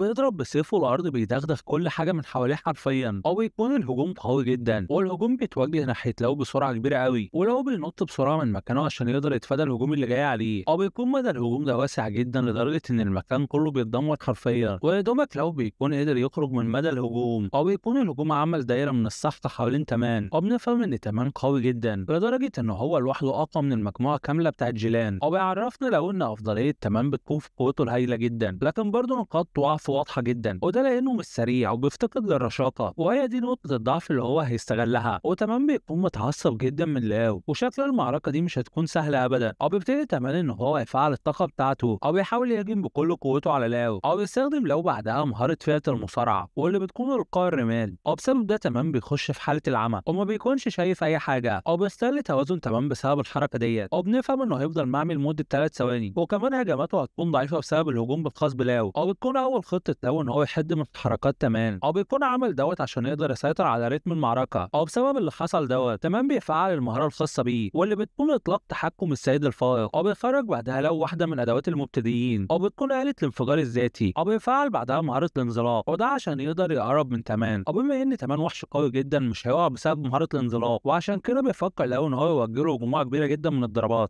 فعلا لاو بيديله اول بوكس بدان وبعدها ودي يا عم لاو. بسبب الضربه دي بيخش تمان في حاله دوخه. بيمسك لاو بعدها واحده من قرون تمان، بيتشالف فيه بسرعه كبيره، وهوب بيديله ضربه بالخنجر. بيفعل بعدها لاو مهاره فئه المصارعه الاساسيه الركله الاماميه. بيعمل تمان حرفيا كانه كوره، وهوب بيقع تمان على القنبله اللي كان محضرها له لاو. بيحصل بعدها انفجار كبير جدا، بنشوف ان تمان وقع بعدها على الارض، بيرمي عليه لاو بعدها خنجرين، بيصيب ايدين تمان وبيثبتوه على الارض. بيروح له لاو بعدها وبيدوس عليه برجله. بيقول له مش مهم انت قوي قد ايه، طول ما انا ما بكتفك في المعركه دي انت مش هتعرف تاذيني اصلا. بيستدعي لاو الرشاش بعدها، بيقول له مع السلامه يا ابو الوحوش. بيلاحظ بعدها ان الترتيب اتغير، وان لاو بقى في الترتيب رقم 1 ومستواه دلوقتي 14، وان الفئه بتاعته رحاله. والجمهور بيكون متعصب جدا وحاسس ان لاو بيغش، وده لانه خد المركز الاول. وبنفهم هنا ان المراكز دي بتترتب على اساس اللي خلص الاختبار الاول، وان كده اكيد في حاجه غلط، وهو ان ازاي يكون هو اصلا اخر واحد خلص الاختبار مع ذلك واخد المركز الاول. وعميد المدرسه بيكون بيراقب الجمهور وهو متعصب، بيقول ان الطلاب دلوقتي ما بقوش فاهمين اي حاجه اصلا، وده لان لو اكيد هيخرج قبل الوقت ما يخلص وهينجح في الاختبار دوت. بيكون مدير المدرسه مش عارف هو ليه العميد بيشجع لاو قوي كده. بنشوف ان لسه فاضل دقيقه بس على نهايه الاختبار. بيظهر للاو اشعارين بعدها تعنينا لقتل جميع الزعماء في العالم السري وتحفيز مكافآت فئه الساحر. نتيجه لهذا زادت مكافاه الاتمام بنسبه 50%. نتيجه لتقييد تماما هجومك زادت نقاط الخبره هذه المره بنسبه 200%، مكتسبا 30,000 نقطه خبره. بيظهر له اشعار تاني بعدها تعنينا الارتقاء للمستوى ال 14. بيكون لو حاسس ان هو بذل مجهود كبير جدا عشان يوصل للمستوى دوت. بيسال لو بعدها نفسه بما انه غير الفئه بتاعته للرحاله الساحر هل هيكون حجر الاستيقاظ ليه اي تاثير عليه اصلا ولا لا. بيلمس له بعدها حجر الاستيقاظ. بيسمع بعدها صوت بيقول له تعنينا لاجتيازك لاختبار هذه المره موهبتك المستيقظه هي. بيلاقي ان الرموز اللي خرجت من حجر الاستيقاظ بتخش جوه جسمه. جسمه، او بيظهر له اشعار بعدها. ارتفع مستوى النظام التحول الى المستوى الثاني، او بيرتفع عدد المهارات اللي ممكن يحولها لثلاثه. بما ان لديك كفاءة الساحر يمكنك تكوين مهارة اخرى. عدد المهارات التي يمكنك تحويلها الان هي 4، او بما انه كان محول 2 قبل كده فمعنى كده ان هو يقدر يحول مهارتين كمان. حاسبة مكافأة الاكمال الحالية ستكافئ بزوج واحد من الاحذية السفر كمكافأة لقتل الزعيم المخفي. كوفئت بكتاب بداية للضربات الحرجة، والذي سيزيد من ضرباتك الحرجة الأساسية بنسبة 20%، او يكون له مبسوط انه يقدر دلوقتي يحول مهارتين كمان لمهارات سلبية، او بيظهر له اشعار بعدها انك تحوله الخاص. البندقية النابضة خاص. عند استخدام أي سلاح ناري لشن هجوم سيكون هناك احتمالية بنسبة 25% لإطلاق 10 طلقات عشوائية بنسبة دقة قدرها 100%. المهارة دي شكلها جامدة أوي، أو بيكون له مبسوط جدا لأنه بالشكل ده يقدر يهزم مجموعة كبيرة جدا من الوحوش بمجهود قليل أوي. أو بيفهمنا لو إن في الطبيعي لما أي حد بيواجه وحش في نفس مستواه بيتم جمع جميع السمات بشكل تلقائي، لكن لما معدل دقتك وكمان معدل الضربة الحرجة بيقل الوحوش دي هتقتلك من غير ما تعمل أي حاجة حرفيا. لكن بسبب المهارة اللي هو اكتسبها دلوقتي هيقدر يتمكن ان هو يرهق الوحوش من المستوى العالي، وانه يقدر يعمل ده في الوحوش لغايه لما الوحوش تموت بشكل تدريجي. وبما ان لو عنده عدد مهارات معينه بس ممكن يحولها بيقرر ان هو يختار المهارات اللي هتزيد قوته بشكل كبير قوي، او بيختار له بعدها المهاره اللي هيحولها، او بيظهر له اشعار بعدها نجحت تحوله الخاص. او بتكون المهاره ديت هي الانزلاق الواسع الخاص. عند الهجوم ثم احتماليه بنسبه 10% للاطاحه بجميع الاعداء ضمن نطاق مساحه 10 متر. او بتكون المهاره دي قويه جدا، او بيكون لو اختار المهاره دي لان هي ما بتستهلكش طاقه كتير، زائد ان نطاق هجومها واسع جدا وانه ممكن يهجم على مجموعه من الوحوش في نفس الوقت. او بيقرر ان هو يشوف نفاذه الاحصائيات بتاعته في الوقت الحالي، او بنشوف ان لو دلوقتي في المستوى ال 14 وان القوه والذكاء والبنيه بتاعته واصلين ل 20 نقطه، وان الرشاقه لوحده بتاعتها واصله ل 98 نقطه، وان المواهب المستيقظه بتاعته هي التحول للمستوى ترابل اس، وان المهارات الخاصه بتاعته الضربه المموجه المستوى الاول، والبندقيه النابضه في المستوى الاول، وتبديل السلاح في المستوى الاول، والانزلاق الواسع في المستوى الاول، وان القوه القتاليه الشامله بتاعته وصلت ل 9972. او بيكون لو مبسوط ان قوته القتاليه قربت توصل ل 10000. او بيقرر ان هو يخرج من الاختبار بعدها بما انه انهاه بشكل كامل. او بيجي صوت بعدها في مكان الاختبار: انتهى الاختبار، العالم السري يغلق. او بيكون لو قدر يخرج في الوقت المناسب. او بيكون العميد مذهول جدا من اللي شايفه، وده لانه حاسس ان المستقبل لو هيكون قوي جدا وبشكل مهول. او بيكون الجمهور متعصب جدا، وده لان لو اخر واحد خرج من الاختبار مع ذلك النتيجه بتاعته هي النتيجه الاولى. او بيطلبوا من العميد ومدير المدرسه ان هو يحققوا معاه، مش هو بس لا ده هو كمان ولي هونج. او بيقف العميد بعدها في نص القاعه وباين على ملامحه الغضب، او بيامر الكل ان هم يصرخوا حرفيا. او بيكون صوته قوي جدا وبيهز المكان وكله بيسكت فعلا، والمكان ما بقاش فيه سرير ابن يومين. او بيروح العميد بعدها لاو، او بيقول له هل اجتزت الاختبار فعلا؟ او بيكون لو متفاجئ لان سرعه العميد كبيره جدا، وده لانه ما حسش حتى انه اتحرك من وراه. او بيقول له ايوه انا اجتزت الاختبار. او بيكون العميد فرحان جدا بلاو، او بيقول له انت تستحق عن جداره المركز الاول. او بيجي سوكي وجينج او اللي بيكونوا في المركز الثالث والرابع، او بيسالوا العميد ازاي هو اصلا كده، ازاي الشخص يخرج اخر واحد ويكون مركزه هو الاول، مع ان الترتيب اللي بيحصل في الاختبار ان الشخص اول واحد بيخرج بيكون هو الاول. احنا محتاجين تفسير للموضوع دوت. او بيتعصب بعدها كل الطلاب على لاو، او بيطلبوا من العميد ان هو يطرده. او بيتعصب عليهم العميد جدا، او بيقول لهم انتوا شويه اغبياء مش فاهمين حاجه اصلا. او بيقول لهم ان السبب الوحيد اللي خلى لاو اصلا في المركز الاول وده لانه هو الوحيد اللي قتل الزعيم المخفي. او بما انه هزم جيلان وكمان هزم الزعيم المخفي كمان، ازاي هو ما يستحقش بعد كده المركز الاول؟ ما تقوليش ان واحد فيكم يقدر اصلا يعمل اللي هو بيعمله. او بيكون الطلاب كلهم مصدومين لان لو قدر اصلا يعمل اي حاجه في الزعيم المخفي دوت، لان هم اصلا ما كانوش عارفين ان في اصلا زعيم مخفي. ونشوف بعدها المعلمه شو، ودي بتكون معلمه فصل النخبه، او بتكون حاسه ان كل الكلام اللي قاله العميد ده كده، وان هي لازم تكشف الحقيقه قدام الناس، وان ازاي واحد مش من فصلها هو اللي يطلع في المركز الاول. او بتقول له المعلمه شو بعدها ايه رايك يا لو تقول لنا الطريقه اللي انت استدعيت بيها الزعيم المخفي؟ او بيقول لها لو انا اصلا ايه اللي يخليني اقول لك دوت. او بتكون شو مصدومه جدا من اسلوب لو معاها، والطلاب بيتصدموا من اسلوب لو مع المعلمه شو، وده لانها اصغر مدرسه موجوده في المدرسه وشخصيتها قويه وما بتسمحش لاي حد انه يذلها او يضايقها. او بيتعصب سوكي جدا، بيقول له انت فاكر نفسك مين يلا عشان تكلم المعلمه بتاعتي بالمنظر دوت؟ وسوكي بيتحدى بعدها لو في نزال. او بيكون ترتيب سوكي في الطلاب هو رقم 2 في القوه، وده على مستوى المدرسه. او بيقول له لو ما اعتقدش حتى انك جدير انك تخش معايا في معركه. او بيتعصب الجمهور جدا، وده لانهم حاسين ان لو بيحاول ان هو يهرب من النزال. وبتيجي بعدها الطالبه جين او بتقول له لو انا انضميت للقتال بالشكل ده هنكون جادرين بيك صح، او بيبص لها عليهم من فوق لتحت وبيقول لها هو انت مين اصلا، قصف جبهه ثلاثي الابعاد. او بتكون جينج متعصبه جدا ومش مصدقه حتى اللي لو قاله لها، وده لان ترتيبها هو رقم واحد في القوه بالنسبه للطلاب على المدرسه كلها.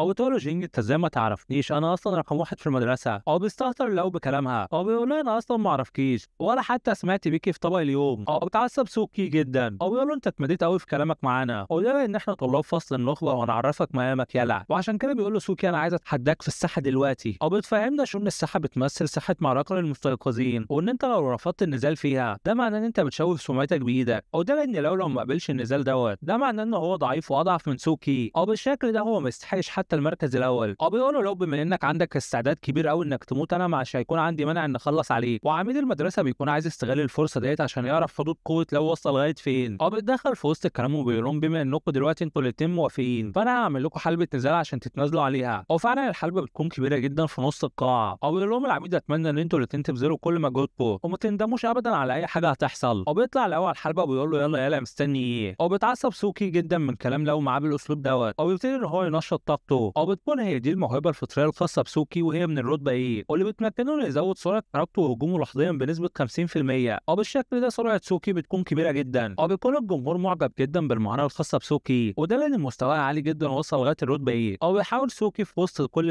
ان هو يعصب لاو. او بيقول له شكل قوتك دي كلها على الفاضي ما بتعرفش تعمل اي حاجه غير انك ترغي وبس. او بيبتدي ان هو يهاجم على لاو من ظهره. او بيكون سوكي هجومه سريع جدا بس برضه لاو بيكون اسرع منه بيقدر يتفادى الهجوم. او بيستفز سوكي بعدها. او بيقول له هو ده كل اللي عندك. اما الجمهور بيكون مصدوم جدا، وده لان لو قدر يتفادى فعلا الهجوم بتاع سوكي اللي هو بيكون سريع قوي. او بيكون سوكي غضبان جدا وحاسس ان لو اصلا اتفادى الضربه دي بسبب الحظ، وعشان كده سوكي بيقرر ان هو يفعل اقوى هجوم عنده. وعشان كده بيقرر لو ان هو يستخدم مهاره الانزلاق الواسع. او بيقدر انه يتصدى للضربه دي ويبعد عنها، لكن سوكي بيفعل مهاره هجوميه ثانيه وبيجري عليه بسرعه، لكن برضه لو بيكون اسرع منه بيقدر يتصدى ليها. او بينط لو في الهواء بسرعه عشان يهجم على سوكي، لكن سوكي بيلاحظ وبيستخدم مهاره الازاحه وبيختفي من مكانه. او بيظهر فوق بطلنا لاو. او بيحاول يهجم عليه بكل قوته. او بيحصل انفجار كبير جدا، وجينج بتقول ايوه سوكي قدر يهزمه فعلا. والعميد بيكون غضبان جدا من الكلام او بيتكلم سوكي بعدها بيقول لهم مفيش حد اصلا يقدر يهرب من سرعته الكبيره. ولسه الواد ما كملش كلامه لقى رجل مضروبه في وشه حرفيا. وبنفهم ان الهجوم اللي فات اصلا ما صابش لاو، واداله ضربه قويه جدا وسريعه. والمعلمه بتكون مصدومه جدا من اللي بيحصل بس العميد بيكون مبسوط جدا، وده لان حكمه على لاو كان صحيح. وبنعرف ان لاو بعدها نشط المهاره الخاصه. بيهجم على سوكي بالمهاره الخاصه اللي هي الضربه المموجه.